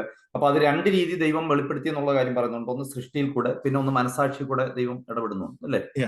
അപ്പൊ അതില് നമ്മള് പിന്നെ ഈ മനസാക്ഷിയിൽ കൂടെ ദൈവം ഇടപെടുമ്പോൾ പിന്നെ നമ്മൾ അതിനെ മനസാക്ഷിക്ക് നീതി പുലർത്താതിരുന്നു കഴിഞ്ഞാൽ, മനസാക്ഷിയോടെ നമ്മൾ നീതി പുലർത്താതിരുന്നു കഴിഞ്ഞാൽ നമ്മൾ ഓരോ പാപങ്ങളിലേക്ക് പടിപടിയായിട്ട് വീണ് പോകുന്ന ഒരു കാര്യമാണ് പറയുന്നത്. അപ്പൊ അവിടെ ബ്രദർ പറഞ്ഞൊരു എക്സ്ചേഞ്ച് എന്ന് പറഞ്ഞൊരു വേർഡ് യൂസ് ചെയ്ത്, അതെന്താണ് അവിടെ? അതിനെപ്പറ്റി കുറച്ചുകൂടെ ഒന്ന് പറയാമോ? എന്താണ്? എനിക്ക് അത്ര ഒരു ഇതായില്ല. ഓക്കെ എന്ന് വെച്ച് കഴിഞ്ഞാൽ അവര് ഒരു സത്യം മനസ്സിലാക്കിയിട്ട് അവരാദ്യം തന്നെ ആ സത്യത്തെ റിജക്ട് ചെയ്തിട്ട് വ്യാജത്തിലേക്ക് പോവുകയാണ്. എന്നിട്ട് ഒരു സൃഷ്ടിതാവുണ്ട് എന്ന് മനസ്സിലാക്കി ആ സൃഷ്ടിതാവിനെ അന്വേഷിക്കുന്നതിന് പകരം അവർ ആ സൃഷ്ടിതാവിനെ സൃഷ്ടിയുടെ രൂപത്തിലേക്ക് മാറ്റിക്കളഞ്ഞു എന്നാണ് പറയുന്നത്. അന്നേരം ഒന്നുകിൽ ദൈവം ഇല്ല എന്ന് ഡിനൈ ചെയ്യുന്നു, ഇല്ലെങ്കിൽ അതിനെ ആ സൃഷ്ടിതാവിനെ സൃഷ്ടിയുടെ രൂപത്തിലേക്ക് മാറ്റി അതിനെ ആരാധിക്കുന്നു. അന്നേരം അവർ ദൈവത്തിന്റെ സത്യത്തെ ഒരു എക്സ്ചേഞ്ച് ചെയ്യുന്നതാണെന്നാണ് പൗലോസ് പറഞ്ഞിരിക്കുന്നത്. അന്നേരം പൗലോസ് ഈ 1-ാമത്തെ അധ്യായത്തിൽ പറയാനായിട്ട് ശ്രമിക്കുന്നത്, ഞാൻ നേരത്തെ പറഞ്ഞ പോലെ, ബ്രദർ പറഞ്ഞ പോലെ തന്നെ, ദൈവം ലോക സൃഷ്ടിയിൽ കൂടി, ക്രിയേഷനിൽ കൂടിയും കോൺഷ്യസിൽ കൂടിയും ദൈവം മനുഷ്യന്റെ അടുത്ത് ജനറലായിട്ട് ഇടപെടുന്നുണ്ട്. അല്ലാതെ സുവിശേഷത്തിൽ കൂടി ഇടപെടുന്നതിന്റെ കാര്യമല്ല പൗലോസ് പിന്നീട് അതിലേക്ക് വരുന്നത്. ആ ജനറലായിട്ടുള്ള ആ ഒരു വെളിപാടിന് ഒരു മനുഷ്യൻ മനസ്സിലാക്കി ആ ദൈവത്തെ അവർ അന്വേഷിക്കാനായിട്ടും അതിന് ശ്രമിക്കുന്നതിന് പകരം അവരുടെ നിരൂപണങ്ങളിലേക്ക് അവർ തിരിഞ്ഞ് ദൈവത്തെ ഡിനേ ചെയ്യുകയോ ദൈവത്തെ മനുഷ്യന്റെ സാദൃശ്യത്തിലാക്കുകയോ ചെയ്യുമ്പോൾ അവർ അവരുടെ മനസാക്ഷിക്ക് എതിരായിട്ട് തന്നെയാണ് അവർ പ്രവർത്തിക്കുന്നത്. അങ്ങനെ പ്രവർത്തിക്കുമ്പോൾ ദൈവം അവരെ കൈവിടുന്നു, അവർ വീണ്ടും പാപത്തിലേക്ക് പോകുന്നു. എന്നിട്ട് ഇതൊരു ഒരു സ്റ്റെപ്പ് ബൈ സ്റ്റെപ്പായിട്ട് ദൈവത്തെ റിജക്ട് ചെയ്യുന്നതിന്റെ പ്രോസസ്സായിട്ടാണ് അവിടെ പറഞ്ഞിരിക്കുന്നത്. അല്ലാത്ത ഉള്ള വ്യക്തികൾക്ക് ദൈവം തന്നെ വെളിപ്പെടുത്തും എന്ന് പറയുന്നുണ്ട്. നമ്മൾ അപ്പോസ്തല പ്രവൃത്തി വായിച്ചു കഴിഞ്ഞാൽ കൊർന്നല്യോസിനെ പറ്റി പറയുമ്പോൾ അവിടെ പറയുക അവൻ നല്ല മനുഷ്യൻ എന്നാണ് പറയുക. അവൻ യേശുക്രിസ്തു വിശ്വസിച്ച ഒരു വ്യക്തി എന്ന് പറയുന്നത്. പക്ഷെ ദൈവത്തെ അന്വേഷിച്ച ഒരു നല്ല മനുഷ്യൻ എന്ന് അവനെ പറ്റി അവിടെ പറഞ്ഞിട്ടുണ്ട്. എന്നാൽ അങ്ങനെയുള്ള വ്യക്തികൾക്ക് ദൈവം വെളിപ്പെടുത്തി കൊടുക്കുമെന്നും ദൈവം സ്റ്റെപ്പ് ബൈ സ്റ്റെപ്പായിട്ട് തന്നെ അവനെ സത്യത്തിലേക്ക് നടത്തുമെന്ന് തന്നെയാണ് ഈ പറയുന്നതിന്. അല്ലാത്ത വ്യക്തികൾ അവരുടെ നിരൂപണങ്ങൾ ഇരുണ്ട് അവർ ദൈവത്തെ റിജക്ട് ചെയ്യുന്നവരായി തീരും. അതുകൊണ്ട് തന്നെ ആർക്കും പ്രതിവാദം ചെയ്യാനായിട്ട് കഴിയത്തില്ല, ദൈവത്തിന് പറയാനായിട്ട് കഴിയത്തില്ല ഞാൻ ശരിയാണ് നീ തെറ്റാണ് ചെയ്തതെന്ന്. അവന് അവർ ആർക്കും ദേ ആർ വിത്തൗട്ട് എക്സ്ക്യൂസ് എന്നാണ് പറയുന്നത്. ഒരു എക്സ്ക്യൂസും പറയാൻ കഴിയാത്തവണ്ണം ദൈവം തന്നെ വെളിപ്പെടുത്തിയിരിക്കുന്നതാണ് ഒന്നാമത്തെ അധ്യായത്തിൽ പറഞ്ഞിരിക്കുന്നത്. ജനറലി എല്ലാവർക്കും. അതുപോലെ ഒരു കാര്യം കൂടെ ബ്രദർ, ഈ വിധിക്കുന്നതിന്റെ കാര്യം രണ്ടാമത്തെ അധ്യായത്തിൽ വിധിക്കുന്ന കാര്യം പറയുന്നുണ്ടല്ലോ. അപ്പൊ അത് എന്തിനെ പറ്റിയാണ് അത് പറയുന്നത്? വിധിക്കുന്നത് നമ്മൾ വിധിക്കാൻ പാടില്ല എന്നുള്ളതാണോ പറയുന്നത്? അതൊരു വേറൊരു ഡീറ്റെയിൽ വിഷയമാണ്. നമ്മൾ സഭയിൽ വിധിക്കുന്നതിനെ പറ്റി കൊരിന്ത്യലേഖനത്തിൽ പൗലോസ് പറയുന്നുണ്ട്. അതൊന്നും അല്ല ഇവിടെ പറഞ്ഞത്. എന്ന് പറഞ്ഞാൽ ദൈവത്തിന്റെ മുമ്പിൽ ഞാൻ നീതിമാനാണ്, എന്റെ പ്രവർത്തികൾ കൊണ്ട് ഞാൻ നീതിമാനാണ്, വേറൊരുവൻ അവന്റെ പ്രവർത്തികൾ കൊണ്ട് പാപിയാണ് എന്ന് ഒരു വ്യക്തിക്കും പറയാനായിട്ട് കഴിയത്തില്ല. കാരണം നമ്മൾ എത്ര നല്ലവരായിട്ട് പ്രവർത്തിച്ചാൽ, ഞാൻ രക്ഷിക്കപ്പെട്ടവരുടെ കാര്യമല്ല ഇവിടെ പറയുന്നത്, അതുകൊണ്ടാണ് ഞാൻ പറഞ്ഞത് ജനറലി എന്ന് പറഞ്ഞത്. ആദ്യത്തെ 1-2 അധ്യായം പൗലോസ് വിശ്വാസികളുടെ കാര്യമല്ല പറഞ്ഞത്. എന്നിട്ട് നമ്മളിത് റോമാലേഖനം വായിക്കുമ്പോൾ അതിന്റെ ആ സ്ട്രക്ചർ മനസ്സിലായെങ്കിലും മനസ്സിലാവും. ഇവർ ആരെയും വിധിക്കരുന്നോ സഭയിൽ ജഡ്ജ് ചെയ്യരുന്നോ അങ്ങനത്തെ കാര്യങ്ങളൊന്നും അല്ല ഇവിടെ പറഞ്ഞിരിക്കുന്നത്. ദൈവത്തിന്റെ മുമ്പിൽ ഞാൻ പറയുകയാണ്, ഞാൻ കുറെ നല്ല പ്രവൃത്തികളൊക്കെ ചെയ്യുന്നു, നല്ല മനുഷ്യനാണ്, അതുകൊണ്ട് ദൈവത്തിന്റെ സന്നിധിയിൽ ഞാൻ അക്സെപ്റ്റഡ് ആണ്. അവൻ പാപിയാണ്, അവൻ ഇന്ന കാര്യങ്ങളൊക്കെ ചെയ്യുന്നു, അവന്റെ പാപത്തിന്റെ പ്രവൃത്തി കൊണ്ട് അവൻ നരകത്തിൽ പോകും, ഇല്ലെങ്കിൽ അവൻ ജഡ്ജ് ചെയ്യപ്പെടും എന്ന് പറഞ്ഞു കഴിഞ്ഞാൽ ദൈവം പറയുന്നത് രണ്ടും തെറ്റാണ്. നീയും അവനും തമ്മിൽ ഒരു വ്യത്യാസമേ ഉള്ളൂ. നിന്റെ ഉള്ളിൽ പാപമുണ്ട്, പുറമേ പാപം ചെയ്യുന്നില്ലായിരിക്കും, പല കാര്യങ്ങൾ ഈ നോൺ സിൻസ് ചെയ്യുന്നില്ലായിരിക്കാം, ഇല്ലെങ്കിൽ സമൂഹ പാപം എന്ന് കാണുന്ന പാപങ്ങൾ ചെയ്യുന്നില്ലായിരിക്കാം. But you are the same. ദൈവത്തിന്റെ ഗ്ലോറിയസ് സ്റ്റാൻഡേർഡിന് മുമ്പിൽ നീയും വീണുപോയവനാണ്, നിനക്ക് ജഡ്ജ് ചെയ്യാനായിട്ട് യാതൊരു അധികാരവുമില്ല. നീയും പാപിയാണ്, അവനും പാപിയാണ്. എങ്ങനെ? ദൈവം ഹൃദയങ്ങളെ പരിശോധിക്കുമ്പോൾ എന്നുള്ളതാണ് പൗലോസ് പറയുന്നത്. ആ ഒരു അർത്ഥത്തിൽ നമുക്ക് ഒരാളെ ജഡ്ജ് ചെയ്യാൻ കഴിയത്തില്ല. ഇവിടെ ഒരു ഈ നീതീകരിക്കപ്പെടുന്നതിന്റെ കാര്യം പറയുമ്പോഴാണ് പൗലോസ് ഇത് പറയുന്നത്. ലൂക്കോസിന്റെ സുവിശേഷം 18-ാമത്തെ അധ്യായം, അപ്പം ചോദിച്ചുകൊണ്ട് വരാൻ ഞാൻ സമയമില്ലാതെ അതിലേക്ക് പോകണം. ലൂക്കോസിന്റെ സുവിശേഷം 18-ാമത്തെ അധ്യായത്തിൽ 2 വ്യക്തികളെ പറ്റി പറയുന്നു. അവിടെ 2 പേര് പ്രാർത്ഥിക്കാനായിട്ട് ദൈവസന്നിധിയിൽ ചെല്ലുക. അവിടെ ചെന്നിട്ട് ഒരുവൻ ദൈവത്തിന്റെ മുമ്പിൽ പ്രാർത്ഥിക്കുന്നു. അവൻ എങ്ങനെയാണ് പറയുന്നത്? അവൻ പറയുന്നത്, ഞാൻ എന്തൊക്കെ ചെയ്യുന്നു, ഞാൻ ഇതൊക്കെ ചെയ്യുന്നു, ഞാൻ ദശാംശം കൊടുക്കുന്നു, ഞാൻ പിടിച്ചു പറിക്കുന്നില്ല, ഞാൻ ഇങ്ങനെ ഇന്ന ആൾക്കാരെ പറ്റി അവൻ തന്നോട് തന്നെയാണ് പറഞ്ഞിരിക്കുന്നത്. പിടിച്ചുപറിക്കാർ, നീതി കെട്ടവർ, അൺറൈച്ചസ്, വ്യഭിചാരികൾ മുതലായ ശേഷം മനുഷ്യരെ പോലെയോ ഈ ചുങ്കക്കാരനെ പോലെയോ അല്ലായികാൽ ഞാൻ നിന്നെ വാഴ്ത്തുന്നു. നേരെ കമ്പാരിസൺ എവിടാണ്? അൺറൈച്ചസ് ആൾക്കാർ, വ്യഭിചാരികൾ, ചുങ്കക്കാർ, ലെസ്ബിയൻസ്, ഹോമോസെക്ഷൽ, ഇവന്മാരുടെ കൂട്ടൊന്നും അല്ല ഞാൻ എന്ന് പറഞ്ഞുകൊണ്ട് ഞാൻ ദൈവത്തിനെ സ്തുതിക്കുകയാണ്. എന്നിട്ട് പറയാണ്, ഞാൻ ഇന്നൊക്കെ ചെയ്യുന്നില്ല, ഞാൻ I M better than these people. ഞാൻ എന്തൊക്കെ ചെയ്യുന്നു, ഞാൻ ആഴ്ചയിൽ 2 വട്ടം ഉപവസിക്കുന്നു, നേടുന്നതിലൊക്കെയും പതാരം കൊടുത്തു വരുന്നു എന്നിങ്ങനെ പ്രാർത്ഥിച്ചു. ഇവൻ പ്രാർത്ഥിക്കുകയാണ്, പ്രാർത്ഥനയാണിത്. നമ്മളിങ്ങനൊന്നും പ്രാർത്ഥിക്കത്തില്ല, കാരണം ഇങ്ങനെ പ്രാർത്ഥിക്കുന്നത് തെറ്റാണ്, നമുക്ക് അറിയാവുന്നതാണ്. പക്ഷെ നമ്മുടെ ഒരു ആറ്റിറ്റ്യൂഡാണ് ഇവിടുത്തെ പൗലോസ് ദൈവം പറയാനായിട്ട് ആഗ്രഹിക്കുന്നത്. എന്ന് പറഞ്ഞു കഴിഞ്ഞാൽ മറ്റവനെ ജഡ്ജ് ചെയ്യുന്നത്. അതാണ് തുടങ്ങുന്നത് ഇങ്ങനെയാണ്, തങ്ങൾ നീതിമാന്മാരെന്ന് ഉറച്ച് മറ്റവനെ ജഡ്ജ് ചെയ്യുന്നു. എന്ന് വെച്ച് കഴിഞ്ഞാൽ ദൈവസന്നിധിയിലുള്ള അക്സെപ്റ്റൻസിന്റെ കാര്യമാണ് പറയുന്നത്. കുറച്ച് മറ്റുള്ളവരെ ജഡ്ജ് ചെയ്യുന്നതിനെ പറ്റി പറഞ്ഞപ്പോൾ പറയാണ്, എന്നിട്ട് താഴോട്ട് പറയാണ്, പക്ഷെ ഇങ്ങനെ വെച്ച് പ്രാർത്ഥിച്ചു. ചുങ്കക്കാരൻ എന്ത് ചെയ്തു? ചുങ്കക്കാരൻ സ്വർഗത്തിലേക്ക് നോക്കാൻ കഴിയാതെ കുനിഞ്ഞ് മാർത്തടിച്ച്, ദൈവമേ, ഒറ്റ വലിയ പ്രാർത്ഥനയും ചെറിയ പ്രാർത്ഥനയാണ്, നീണ്ട പ്രാർത്ഥനയല്ല. നീതീകരിക്കപ്പെടാൻ വേണ്ടിയിട്ട് നീണ്ട പ്രാർത്ഥനയുടെ ആവശ്യമില്ല. നീതീകരിക്കപ്പെടാൻ വേണ്ടിയിട്ടുള്ള സിമ്പിൾ പ്രെയർ ആണ് ഇവിടെ പറഞ്ഞിരിക്കുന്നത്. അവനെന്താണ് പറഞ്ഞിരിക്കുന്നത്? പാപിയായ എന്നോട് God have Mercy on me, എന്നോട് കരുണയുണ്ടാവണമേ എന്നൊറ്റ വാക്യം പറഞ്ഞു. അടുത്ത വാക്യം പറഞ്ഞിരിക്കുകയാണ്, അവൻ നീതീകരിക്കപ്പെട്ടവനായി പറഞ്ഞു. And this man went to his house justified rather than that. മറ്റവൻ അങ്ങനെയല്ല. എന്നിട്ട് പറയാണ്, തന്നെത്താൻ ഉയർത്തുന്നവനും താഴ്ത്തപ്പെടും, തന്നെത്താൻ താഴ്ന്നവനും ഉയർത്തും. എന്നിട്ട് ഇത് വളരെ ക്ലിയർ ആയിട്ട് കോണ്ടെക്സ്റ്റ് വൈസ് നമ്മൾ മനസ്സിലാക്കേണ്ടത്, ദൈവസന്നിധിയിൽ ഇനി ഒരു മനുഷ്യന് അവന്റെ പ്രവൃത്തി കൊണ്ട് ജസ്റ്റിഫൈ ഇടാനായിട്ട് കഴിയത്തില്ല. അതാണ് പൗലോസ് പറഞ്ഞിരിക്കുന്നത്. പ്രശംസ പോയി ഏത് മാർഗത്തിൽ? കർമ്മമാർഗത്തിലോ അല്ല, വിശ്വാസ മാർഗത്തിൽ. ആ ഒരു അർത്ഥത്തിലാണ് റോമാലേഖനത്തിന്റെ 2-ാമത്തെ അധ്യായത്തിൽ ആ കാര്യം പറയുന്നത്. അന്നേരം ഈ ഒരു ലേഖനം ഞാൻ പലപ്പോഴും പറയാറുണ്ട്, നമ്മൾ we need to read on the context. ആ കോണ്ടെക്സ്റ്റിലാണ് അതിന്റെ ആപ്ലിക്കബിലിറ്റി വരുന്നത്. ദൈവസന്നിധിയിലുള്ള നീതീകരണത്തിനെ പറ്റി പറയുമ്പോഴാണ് ഇത് പറഞ്ഞത്. ദൈവസന്നിധിയിൽ എല്ലാവരും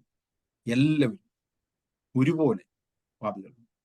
പാപപ്രവർത്തികൾ വ്യത്യാസം ഉണ്ടായിരിക്കും, ജഡ്ജ്മെന്റിലും വ്യത്യാസം ഉണ്ടായിരിക്കും, അത് വേറൊരു വിഷയം. പക്ഷെ all are fallen short of God's glorious standard. ആ ദൈവത്തിന്റെ സ്റ്റാൻഡേർഡ് വെച്ച് നോക്കുമ്പോൾ പുറമെയാണോ അകമെയാണോ എന്നുള്ളത് ദൈവത്തെ സംബന്ധിച്ചിടത്തോളം വിഷയം എന്നുള്ളതാണ് പൗലോസ് വിശദീകരിക്കുന്നത്. Okay, thank you brother. Hello Gina brother, hello കേൾക്കുന്നുണ്ടോ? കേൾക്കാം ബ്രദർ, പറഞ്ഞു. ബ്രദർ മറ്റേ ഈ 1 കൊറിന്ത്യൻസ് 15 പറഞ്ഞ് ഈ ഗോസ്പലിന്റെ മെസ്സേജ് അതില് 3-4 പറഞ്ഞത്, for I delivered to you first of all that which I have received that Christ died for our sins according to the scriptures. 4 and he was buried and that he rose again the third day according to the scriptures. നമുക്കറിയാം. ഞാൻ ചോദിച്ചത് അതിന്റെ 3-ാമത്തെ ഭാഗം and that he rose again the third day according to the scriptures. അത് ഏത് സ്ക്രിപ്ചറിനെ base ചെയ്താണ് അങ്ങനെ പറഞ്ഞത്? ഏതെങ്കിലും ഒരു വാക്യമാണോ അതോ ജനറലൈസ്ഡ് ആയിട്ടാണോ? ഈ 3-ാം ദിവസം ഞാൻ 3 ഭാഗത്തിലുണ്ട്. മരിച്ച് അടക്കി ഉയർത്തെഴുന്നേറ്റത് ഏതിനെ വെച്ചിട്ടാണ് നമ്മൾ പറയുന്നത്?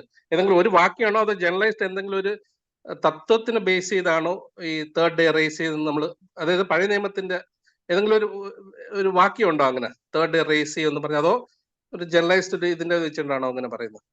ഓക്കെ, ഈ യേശുക്രിസ്തു ഉയർത്തെഴുന്നേറ്റു എന്നുള്ളതാണ് ഈ കൊരിന്ത്യലേഖനം 15-ാമത്തെ അധ്യായത്തിൽ പൗലോസ് ഏറ്റവും പ്രധാനമായിട്ട് പറയാനായിട്ട് ശ്രമിക്കുന്നത്. അത് പഴയ നിയമത്തില് യേശുക്രിസ്തുവിന്റെ ഉയർത്തെഴുന്നേൽ പഴയ നിയമത്തിൽ വളരെ വ്യക്തമായിട്ട് പറഞ്ഞതാണ്. അത് 1-ാമത്തെ അപ്പോസ്തലിക പ്രസംഗത്തിൽ തന്നെ പത്രോസ് പറയുന്നുണ്ട്, ദൈവം തന്റെ പരിശുദ്ധനെ ദ്രവത്വം കാണാൻ അനുവദിച്ചില്ല, അവൻ ഉയർത്തെഴുന്നേറ്റത് പഴയ നിയമ സങ്കീർത്തനത്തിൽ നിന്നാണ് പറഞ്ഞത്.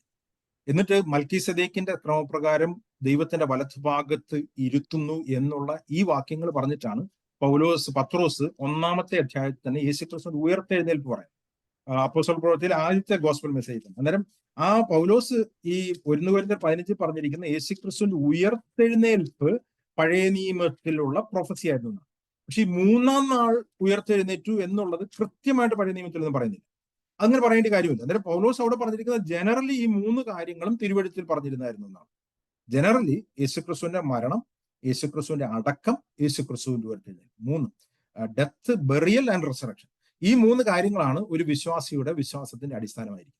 അന്നേരം അത് പഴയ നിയമത്തിൽ പറഞ്ഞിരിക്കുന്നു എന്നുള്ളതിന്റെ അപ്പുറത്തേക്ക് ഈ തേർഡ് ഡേ എന്നുള്ളത് സ്പെസിഫിക്കലി പറയുന്നു എന്ന് പൗലോസ് അവിടെ പറയുന്നതിൽ അർത്ഥമില്ല. ഒരാളൊരു സ്റ്റേറ്റ്മെന്റ് പറയുമ്പോൾ അതിന്റെ കണ്ടന്റ് വേണമെങ്കിൽ എടുക്കാം, ഇല്ലെങ്കിൽ വേർഡ് ബൈ വേർഡ് എടുക്കാം. പൗലോസ് അവിടെ പറഞ്ഞിരിക്കുന്ന ആ കണ്ടന്റ് ആണ്. ഈ 3 കണ്ടന്റും അപ്പോൾ പഴയ നിയമത്തിൽ പറഞ്ഞിരുന്നു. തേർഡ് ഡേയിൽ റെസറക്ട് ചെയ്യുന്നു എന്ന് കൃത്യമായിട്ട് പഴയ നിയമത്തിൽ ഒന്നും പ്രവചനമൊന്നുമില്ല. പക്ഷെ ഉയർത്തെഴുന്നേൽപ്പ് പറയുന്നു. ദാവീദ് 2-ാമത്തെ അധ്യായം, അപ്പോസ്തല പ്രവൃത്തി 2-ാമത്തെ അധ്യായത്തിലും പൗലോസ് പറയുന്നുണ്ട്, അവനെ പാതാളത്തിൽ വിട്ട് കളഞ്ഞില്ല, അവന്റെ ജഡം രൗദ്രം കണ്ടെത്തുന്നില്ല എന്ന് ദൈവത്തിന്റെ ക്രിസ്തുവിന്റെ പുനരുത്ഥാനം മുൻകൂട്ടി പ്രവചിച്ചു എന്ന് പറയുന്നു. അതാണ് പറഞ്ഞിരിക്കുന്നത്, നീ എന്റെ പ്രാണനെ പാതാളത്തിൽ വിടുകയില്ല, നിന്റെ പരിശുദ്ധനെ ദ്രവത്വം കാണാൻ സമ്മതിക്കുകയുമില്ല, നീ ജീവമാർഗ്ഗങ്ങളെ എന്നോട് അറിയിച്ച് നിന്റെ സന്നിധിയിൽ നിന്ന് പരിവർത്തനമാകും എന്നുള്ള സങ്കീർത്തനത്തിൽ യേശു ക്രിസ്തുവിന്റെ ആ സ്റ്റേറ്റ്മെന്റ്. ആ ഒരു അർത്ഥത്തിൽ അത് പറയുന്നത്.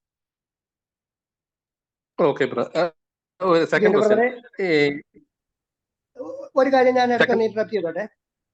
Excuse me. ഈ യോനയുടെ അടയാളമേ അല്ലാതെ വേറൊന്നും നിങ്ങൾക്ക് നൽകപ്പെടുകയില്ല എന്ന് കർത്താവ് സ്പെസിഫിക് ആയിട്ട് പറയുന്ന 3 ദിവസമല്ലേ? അതെ അതെ, യോന അല്ല, ഞാൻ പറഞ്ഞത് പുതിയ നിയമത്തിൽ യേശുക്രിസ്തു വിശദീകരിക്കുന്നുണ്ട്. പഴയ നിയമത്തിലല്ലേ യോനയുടെ അടയാളം എന്ന് പറയുന്നത്? പഴയ നിയമത്തിലെ അല്ലല്ലോ. അതെ അതെ, അത് കറക്റ്റ് ആണ്. പഴയ നിയമത്തിലെ ആ ഒരു സംഭവം എടുത്തിട്ട് യേശുക്രിസ്തു വിശദീകരിക്കുകയാണ്, ആ യോനയുടെ അടയാളം പോലെ ഇരിക്കുമെന്നുള്ളത്. പക്ഷെ യോനയുടെ സംഭവം ഡയറക്ട്ലി വായിക്കുന്ന ഒരു പഴയ നിയമത്തിലെ ഒരാൾക്ക് അത് യേശുക്രിസ്തുവിന്റെ അടക്കമാണ് എന്ന് മനസ്സിലാക്കാൻ കഴിയത്തില്ല എന്നുള്ള അർത്ഥത്തിൽ ഞാൻ പറഞ്ഞു. അല്ലാതെ യേശുക്രിസ്തു പറയുന്നുണ്ട്, കറക്റ്റ് ആണ്. യേശുക്രിസ്തുവിന്റെ വാക്കുകളിൽ കൃത്യമായിട്ട് യോനയുടെ ആ പ്രവചനം എടുത്തിട്ട് യേശുക്രിസ്തു 3 രാവും 3 പകലും ഭൂമിയുടെ ഉള്ളിൽ ഇരിക്കും എന്ന് പറഞ്ഞാൽ കറക്റ്റ് ആണ്. ബ്രദർ പറഞ്ഞാൽ കറക്റ്റ് ആണ്. അത് കൃത്യം ഈ 3 ദിവസത്തെ കാര്യം തന്നെയാണ് പറഞ്ഞത്. പക്ഷെ പഴയ നിയമം വായിക്കുന്ന ഒരാൾക്ക് ഇത് യേശുക്രിസ്തുവിന്റെ 3 ദിവസത്തെ ഇതാണ് എന്നുള്ളത് അവിടെ മനസ്സിലാവത്തില്ല. അത് ഡയറക്ട്ലി ഈ ഒരു പ്രൊഫസി ആണെന്ന് മനസ്സിലാവത്തില്ല. പക്ഷെ ദാവീദ് പറയുന്ന ഒരു പ്രൊഫസി തന്നെയാണ്, ഈ മശീഹിക പ്രൊഫസിയാണ് പറയുന്നത്. ആ ഒരു അർത്ഥത്തിൽ ഞാൻ പറഞ്ഞത് കൃത്യം ഈ 3 കാര്യം കൃത്യമായിട്ട് വിശദീകരിച്ചിട്ടുണ്ട്. ആ 3 ദിവസം എന്നുള്ളത് പിന്നീട് ഒരു വിശദീകരണത്തിൽ കൂടെ നമുക്ക് പറഞ്ഞ പോലെ കറക്റ്റ് ആയിട്ട് തന്നെ പഴയ നിയമത്തിൽ നിന്ന് തന്നെ റെഫർ ചെയ്യാവുന്നതാണ്. ചിലപ്പോ ഒരു സെക്കൻഡ് ക്വസ്റ്റ്യൻ. ഉം. ഈ റോമാ ലേഖനം നമ്മുടെ സഭയുടെ അകത്തുള്ളവർക്ക് വേണ്ടിയുള്ള ലേഖനം അല്ലേ ആണെന്നാണ് ഞാൻ വിശ്വസിക്കുന്നത്, വെളിയിലുള്ളവർക്ക് വേണ്ടിയല്ല. നല്ലത്. സഭയുടെ അകത്ത് വിശ്വാസം ഇത് വന്നവർക്ക് വേണ്ടിയുള്ളതാണ്. ഉം. അപ്പം ഈ ജിനു ബ്രദർ ഇപ്പൊ എടുത്ത ഈ ക്ലാസ് എടുക്കുന്നതിന്റെ അൾട്ടിമേറ്റ് ഉദ്ദേശം ഞാൻ മനസ്സിലാക്കിയത് പൗലോസ് അപ്പോസ്തലൻ പറയുന്നത് എല്ലാ ദ പേർപ്പസ് ഓഫ് കമാൻഡ്മെന്റ് അല്ലെങ്കിൽ ദ പേർപ്പസ് ഓഫ് ഡോക്ട്രിൻസ് അല്ലെങ്കിൽ teachings is to produce love from a pure heart, from a good conscience and from sincere faith. ഇതെല്ലാം ഇപ്പൊ ജിനു ബ്രദറിന്റെ ക്ലാസ് കേട്ട് അവരുടെ അൾട്ടിമേറ്റ് ഇത് അവർക്ക് എങ്ങനെയായാലും ഈ വിശ്വാസം ഇത് വന്നിട്ട് ലവ് ഉണ്ടാവണം. അതാണ് അൾട്ടിമേറ്റ്. അതിപ്പോ ഏത് പ്രസംഗത്തിന്റെ അൾട്ടിമേറ്റ് ഇത് അവര് ആ ലവിന്റെ ഇത് ഉണ്ടാവണം. അപ്പം ഇപ്പൊ ഈ ജിനുബ്രദർ എടുക്കുന്ന റൈഷ്യസ്നെസ്സും ഇതെല്ലാം അൾട്ടിമേറ്റ്ലി വരുന്നത് നമുക്ക് കേൾക്കുന്നവർക്ക് ദൈവത്തിന്റെ സ്നേഹം അറിയാനും ദൈവത്തിന്റെ സ്നേഹം പ്രൊഡ്യൂസ് ചെയ്യാനാണ്. അതല്ലേ ഉദ്ദേശം? അല്ല, ബിബ്ലിക്കലി പോൾ പറഞ്ഞനുസരിച്ച് അൾട്ടിമേറ്റ്ലി അതാണ് ഉദ്ദേശം. പിന്നെ വേറെ ഉദ്ദേശം എന്ന് പറഞ്ഞു കഴിഞ്ഞാൽ ഈ കേൾക്കുന്ന ആൾക്കാർക്ക് സുവിശേഷം വ്യക്തമായിട്ട് മനസ്സിലാകുക എന്നുള്ളതും ഒരു സബ് ഉദ്ദേശമാണ്. ആത്യന്തികമായിട്ട് ബ്രദർ പറഞ്ഞത് ശരിയാണ്. അവിടെ പറഞ്ഞിരിക്കുന്ന തിമോഥെയോസിന്റെ അടുത്ത് പറഞ്ഞിരിക്കുന്ന രാജ്ഞിയുടെ ഉദ്ദേശം നല്ല മനസാക്ഷി, ഹൃദയം ഇവയിൽ നിന്നുണ്ടാകുന്ന നിർവ്യാജ സ്നേഹം തന്നെ. അൾട്ടിമേറ്റ്ലി എല്ലാത്തിന്റെ ഉദ്ദേശം അതാണ്. മനുഷ്യരുടെ അടുത്തുള്ള നമ്മളുടെ ലവ് ആണ്, ഈ കർത്താവിന്റെയും ലവ് ആണ് സുവിശേഷത്തിൽ കൂടെ കർത്താവ് അൾട്ടിമേറ്റ്ലി വെളിപ്പെടും. പക്ഷെ ഇവിടെ പൗലോസ് റോമാലേഖനം എഴുതുമ്പോൾ വിശ്വാസികളുടെ അടുത്താണ് ഇത് എഴുതുന്നത് എങ്കിൽ പോലും പൗലോസിന്റെ ഉദ്ദേശം ഞാൻ നേരത്തെ പറഞ്ഞല്ലോ, ഈ റോം എന്ന് പറയുന്നത് ഒരു ഹെഡായിരുന്നു, അന്നത്തെ ലോകത്തിന്റെ തലസ്ഥാനം. അത് അവിടെ ചെന്ന് പൗലോസ് പ്രസംഗിക്കുന്ന സുവിശേഷം സിസ്റ്റമാറ്റിക്കലി ഇവർ മനസ്സിലാക്കണമെന്നും ഇവരിൽ കൂടി ഇത് ലോകം അറിയണമെന്നുള്ള പൗലോസിന്റെ ആഗ്രഹം. അതേ ആഗ്രഹം തന്നെയാണ് നമ്മൾ ഒരു പുസ്തകം എടുക്കുമ്പോൾ നമ്മളുടെ ഉള്ളിലുണ്ടാവുന്നത്. പൗലോസ് അന്ന് എന്ത് പറഞ്ഞ ആ സുവിശേഷം സിസ്റ്റമാറ്റിക്കലി ക്ലിയർ ആയിട്ട് ഇന്നുള്ള ആൾക്കാർക്ക് മനസ്സിലാവും, സഭയിലുള്ളവർക്ക് മനസ്സിലാവും. സഭയിലുള്ളവരാണല്ലോ പുറത്തു പോയി സുവിശേഷം പറയുന്നത്. അതൊരു ക്ലിയർ ആയിട്ട് മനസ്സിലാകുക എന്നുള്ളതും ഇതിന്റെ ഒരു ഉദ്ദേശം മറ്റേതിന്റെ കൂട്ട്. ജസ്റ്റിൻ ബ്രദർ മനസ്സിലായില്ല, ഞാൻ ഇതാണ് ഉദ്ദേശിക്കുന്നത്. അൾട്ടിമേറ്റ്ലി അതിന്റെ ആ ഉദ്ദേശം അതാണെങ്കിലും വിശദീകരിക്കുമ്പോൾ ഈ കാര്യങ്ങൾ മനസ്സിലാകുക എന്നുള്ളതൊരു പ്രധാന കാര്യമാണ്. സുവിശേഷം വ്യക്തമായിട്ട് ആൾക്കാർ പ്രസംഗിക്കപ്പെടണം, എല്ലായിടത്തും പ്രസംഗിക്കപ്പെടണം. അത് റോമാലേഖനം പഠിച്ചു കഴിഞ്ഞാലേ സുവിശേഷം പ്രസംഗിക്കാൻ ഒന്നുമല്ല പറയുന്നത്. പക്ഷെ എങ്കിൽ പോലും നമ്മൾ കൂടുതൽ ദൈവം പഠിക്കുമ്പോൾ നമ്മൾ എന്താണ് അപ്പോസ്തലന്മാർ പ്രസംഗിച്ച സുവിശേഷം, എങ്ങനെയാണ് പ്രസംഗിച്ചത് എന്നുള്ളത് സിസ്റ്റമാറ്റിക്കലി മനസ്സിലാകേണ്ടത് ഒരു റിയൽ നീഡാണ് ഇന്നത്തെ കാലത്ത്. സുവിശേഷം ശരിക്കും പലയിടത്തും യഥാർത്ഥത്തിൽ പ്രസംഗിക്കപ്പെടുന്നത് ശരിയായിട്ടുള്ള രീതിയിലായിരിക്കത്തില്ല. ദൈവം അതിൽ കൂടി ആൾക്കാരെ രക്ഷിക്കുന്നൊക്കെ ഉണ്ട്. ദൈവം ഏത് മെത്തേഡിൽ കൂടി ആൾക്കാരെ രക്ഷിക്കും. പക്ഷെ ലക്ഷ്യം മാർഗത്തെ സാധൂകരിക്കുക എന്ന് പറയുന്ന പോലെ അങ്ങനെ പറയാൻ കഴിയത്തില്ല. മാർഗം ക്ലിയർ ആക്കാൻ വേണ്ടിയിട്ടാണ് നമ്മൾ ഈ കാര്യങ്ങൾ കുറച്ചുകൂടി ക്ലിയർ ആയിട്ട് വിശദീകരിക്കുന്നത്. റോമൻസ് തിയറി കഴിഞ്ഞിട്ട് 12 കഴിയുമ്പോൾ therefore കഴിഞ്ഞിട്ട് പിന്നെ പ്രാക്ടിക്കൽ അഗാബൈ ലവിന്റെ പ്രാക്ടിക്കലാണ് ഫുൾ 12, 13, 14 പറയുന്നത്. അപ്പം ഈ റോമൻ പഠിച്ചു കഴിഞ്ഞാൽ തീർച്ചയായിട്ടും എന്താണ് ട്രൂ ലവിലാണ് നിങ്ങൾ നിൽക്കുന്നത്, അതിന്റെ പ്രാക്ടിക്കൽ ഇതാണ് ഞാൻ 12-ഉം 13-ലും പറയുന്നത്. അതിന് മൂന്നാമത്തൊരു ഇത് ബ്രദർ പറഞ്ഞ് മറ്റേ റൈഷ്യസ്നെസ് ആണ് പ്രസംഗിക്കേണ്ടത്. ഞാൻ ഒന്ന് അപ്പം ദൈവത്തിന്റെ സാംസ് 89-ല് ക്രിസ്തുവിന്റെ ഒരു ഇതാണ് എനിക്ക് തോന്നുന്നത് മിശിയുടെ അതിന്റെ 14 righteousness and justice are the foundation of your throne, mercy and truth, അല്ലെങ്കിൽ love and truth go before your face. വാക്യം എന്ന് പറഞ്ഞത് സാംസ് 89:14. അപ്പൊ ദൈവത്തിന്റെ ക്യാരക്ടർ എന്ന് വെച്ചാൽ റൈഷ്യസ്, ദൈവം നീതിമാനാണ്, നീതിയാണ് ബേസ്.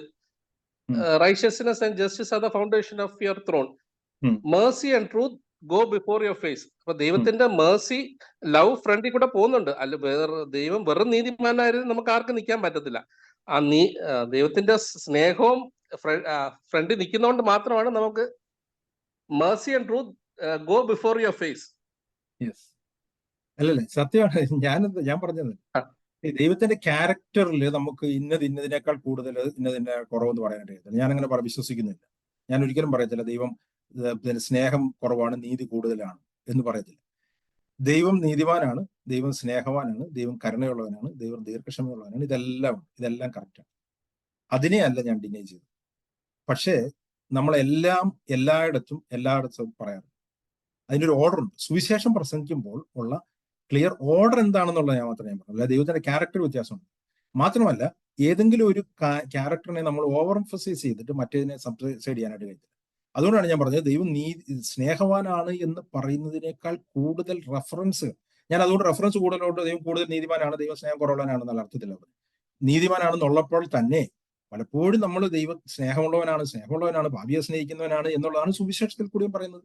അല്ലാതെ ദൈവം നീതിമാനാണ് എന്നും പാപിയെ ജഡ്ജ് ചെയ്യും എന്നുള്ള അടിസ്ഥാന സന്ദേശം പലപ്പോഴും പറയാതിരിക്കുന്നതുകൊണ്ട് അതിന്റെ എംഫസിസ് ആണ് ഞാൻ പറഞ്ഞത് ആ രീതിയിലേക്ക്. അല്ലാതെ ദൈവത്തിന് എല്ലാ കാര്യങ്ങളും ഉണ്ട്. ദൈവത്തിന്റെ ദയയെപ്പറ്റിയും ദൈവത്തിന്റെ കരുണയെപ്പറ്റിയും റോമാലേഖനം 2-ാമത്തെ അധ്യായത്തിൽ പൗലോസ് തന്നെ പറയുന്നുണ്ട്. ദൈവത്തിന്റെ ദയ നിന്നെ മാനസാന്തരയിക്കുന്നു എന്ന് മനസ്സിലായി. ദൈവത്തിന്റെ ദീർഘശാന്തിയെ നീ നിരസിക്കുന്നു എന്ന് ചോദിക്കുമ്പോൾ ദൈവത്തിന്റെ ഈ ക്യാരക്ടർ എല്ലാം കൂടി ചേർന്നാണ് ദൈവം. അല്ലാതെ ഒരു കാര്യം ദൈവത്തിന്റെ ഒരു കാരണത്തിന്റെ ഇതിന്റെ മുകളിൽ നിൽക്കുന്നതല്ല. പക്ഷെ സുവിശേഷം പ്രസംഗിക്കുമ്പോൾ എങ്ങനെയാണ് അവർ പ്രസംഗിച്ചത്? സുവിശേഷം പ്രസംഗിക്കുമ്പോൾ എന്താണ് സംഭവിക്കുന്നത്? പരിശുദ്ധാത്മാവ് വരുമ്പോൾ എന്താണ് ചെയ്യുന്നത്? പരിശുദ്ധാത്മാവ് വരുമ്പം ദൈവം അവർക്ക് പാപത്തെക്കുറിച്ചും നീതിയെക്കുറിച്ചും ന്യായവിധിയെക്കുറിച്ചും ബോധ്യം വരുത്തും. ഈ 3 കാര്യത്തെപ്പറ്റി ബോധ്യം വരാതെ ഒരു വ്യക്തിക്ക് മാനസാന്തരപ്പെട്ട് വിശ്വസിക്കാനായിട്ട് കഴിയാത്തതുകൊണ്ട് ഈ 3 കാര്യങ്ങൾ നമ്മൾ ആ സുവിശേഷത്തിന്റെ പ്രാഥമിക മെസ്സേജായിട്ട് പറയണം എന്നുള്ളതാണ് ഞാൻ പറയുന്നത്. അതാണ് ഞാൻ കഴിഞ്ഞ 2 ആഴ്ചയായിട്ട് പറയാനായിട്ട് ശ്രമിച്ചത്. അതിന്റെ അർത്ഥം മറ്റേ സൈഡിൽ ദൈവത്തിന്റെ സ്നേഹത്തിന് എന്തെങ്കിലും വ്യത്യാസം ഉണ്ടെന്ന്. ദൈവത്തിന്റെ സ്നേഹത്തെ പറ്റി പിന്നീട് പൗലോസ് 5-ാമത്തെ അധ്യായത്തിൽ പറയുന്നു. 12-ാമത്തെ അധ്യായത്തിലേക്ക് ബ്രദർ പറഞ്ഞതുപോലെ സഹോദര സ്നേഹത്തെ പറ്റി പറയുന്നു. അഗാപ്പയിലെ സഭയിൽ കൂടി വരുന്നതിനെ പറ്റി പറയുന്നു. 5-ാമത്തെ അധ്യായത്തിൽ ദൈവത്തിന്റെ സ്നേഹം നമ്മുടെ ഹൃദയത്തിൽ പറഞ്ഞു. ഇതെല്ലാം പറയുന്നുണ്ട്. പക്ഷെ അതതിന്റെ ഓർഡർ എങ്ങനെയാണെന്നുള്ളതാണ് ഞാൻ പറയാനായിട്ട് ശ്രമിച്ചത്. Okay, thank you.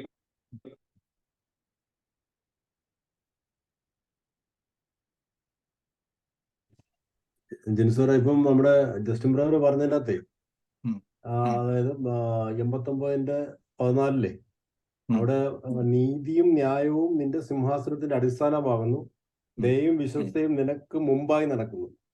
യഥാർത്ഥത്തിൽ നമ്മൾ നോക്കുമ്പോൾ കർത്താവ് നീതിയും ന്യായവും ഉള്ള ദൈവമായിരിക്കുമ്പോൾ മനുഷ്യനോടുള്ള സമീപത്തിൽ അവന്റെ ദയയും വിശ്വസ്തയുമാണ് മനുഷ്യനോട് മുമ്പ് കാണുന്നത്.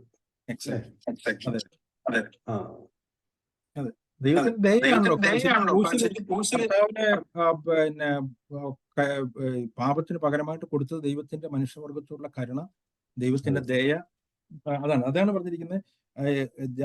ടോട്ടലി അത് ദൈവത്തിന്റെ കൃപ എന്ന് പറയും. അതുകൊണ്ടാണ് പറഞ്ഞിരിക്കുന്നത് അവന്റെ കൃപയാൽ ക്രിസ്തുയേശുവിലുള്ള വീണ്ടെടുപ്പ് മൂലം സൗജന്യമായ ദൈവത്തിന്റെ ഗ്രേസ് ആണ് അവിടെ വെളിപ്പെടുന്നത്. അത് തന്നെ ബ്രദറെ, ആ 2-ാമത്തെ അധ്യായത്തിലെ റോമലേഖനത്തിന്റെ 2-ാമത്തെ അധ്യായത്തിന്റെ 4-ാമത്തെ വാക്യത്തിൽ അത് തന്നെയാണല്ലോ പറയുന്നത്, അല്ലേ? അല്ല, ദൈവത്തിന്റെ ദയ നിന്നെ മാനസാന്തരത്തിലേക്ക് നടത്തുന്ന ആ കാര്യം തന്നെയല്ലേ പറയുന്നത്? അതെ, എക്സാക്ട്ലി അതാ ഞാൻ പറഞ്ഞു. ദൈവത്തിന്റെ ദയ നിന്നെ മാനസാന്തരത്തിലേക്ക് നടത്തുന്നു എന്നറിയാതെ നീ അവന്റെ ദയ, ക്ഷമ, ദീർഘശാന്തി എന്നിവയുടെ ഐശ്വര്യം നിരസിക്കുന്നു. അങ്ങനെ നിരസിക്കുമ്പോൾ നീ ദൈവത്തിന്റെ ജഡ്ജ്മെന്റിന് വേണ്ടിയിട്ട് നിനക്ക് തന്നെ കോപം ചരതിച്ചു വെക്കുകയാണ്, സ്റ്റോറപ്പ് ചെയ്യുകയാണെന്നാണ്. ദൈവത്തിന്റെ ജഡ്ജ്മെന്റ് വരുന്നു. അതുകൊണ്ട് ദൈവത്തിന്റെ ദയ നിനക്ക് ഇപ്പം മാനസാന്തരപ്പെടാനുള്ള സമയം തരിക. അതുകൊണ്ടാണ് റോമലേഖനത്തിൽ തന്നെ പറഞ്ഞിരിക്കുന്നത് ദൈവം തന്റെ പൊറുമയിൽ മുൻകഴിഞ്ഞ കാലങ്ങളെ ഹിസ് ഫോർബിയറൻസ് എന്ന് പറഞ്ഞിരിക്കുന്നത്. ദൈവം ഫോർബിയർ ചെയ്തുകൊണ്ടേയിരുന്നു. അതൊക്കെ ദൈവത്തിന്റെ കരുണയും ദൈവത്തിന്റെ ദയയും ദൈവത്തിന്റെ മേഴ്സിയും ഒക്കെ തന്നെയാണ്. ഓക്കെ സാർമാരെ, ഞാൻ പറഞ്ഞല്ലോ പല ടൈം സോണുകളിലുള്ളവരായതുകൊണ്ട് ചിലർക്ക് വളരെ ലേറ്റായി കാണും. ഞാൻ നേരത്തെ പറഞ്ഞ പോലെ പ്രാർത്ഥനയിൽ മുമ്പോട്ടും ക്ലാസ്സുകളെ ഓർത്ത് പ്രാർത്ഥിക്കുക, ദൈവനം പരിശോധിക്കുക. നിങ്ങൾ വന്നതിന് ഇത്രയും സമയം ചെലവഴിച്ചതിന് നിങ്ങളോട് എല്ലാവരോടും നന്ദി പറയുന്നു. ഞാൻ ആദ്യമായിട്ടാണ് ഈ പല ടൈം സോണിലും പല ആൾക്കാരുടെ അടുത്തുള്ള രീതിയിൽ മെസ്സേജ് പറയുന്നത്. നേരത്തെയൊക്കെ ഞാൻ വീട്ടിലൊരു പെർട്ടിക്കുലർ കമ്മ്യൂണിറ്റിയോട് മാത്രമായിരുന്നു സംസാരിച്ചത്. പിന്നീട് അത് ബാക്കിയുള്ളവർ കേൾക്കുന്നു മാത്രമേ. അതുകൊണ്ട് നിങ്ങൾ തുറന്നും പ്രാർത്ഥിക്കുക, കാര്യങ്ങൾ പറയുന്നത് മനസ്സിലാകാൻ വേണ്ടിയിട്ടും ക്ലിയർ ആവാൻ വേണ്ടിയിട്ടും. ഓക്കെ.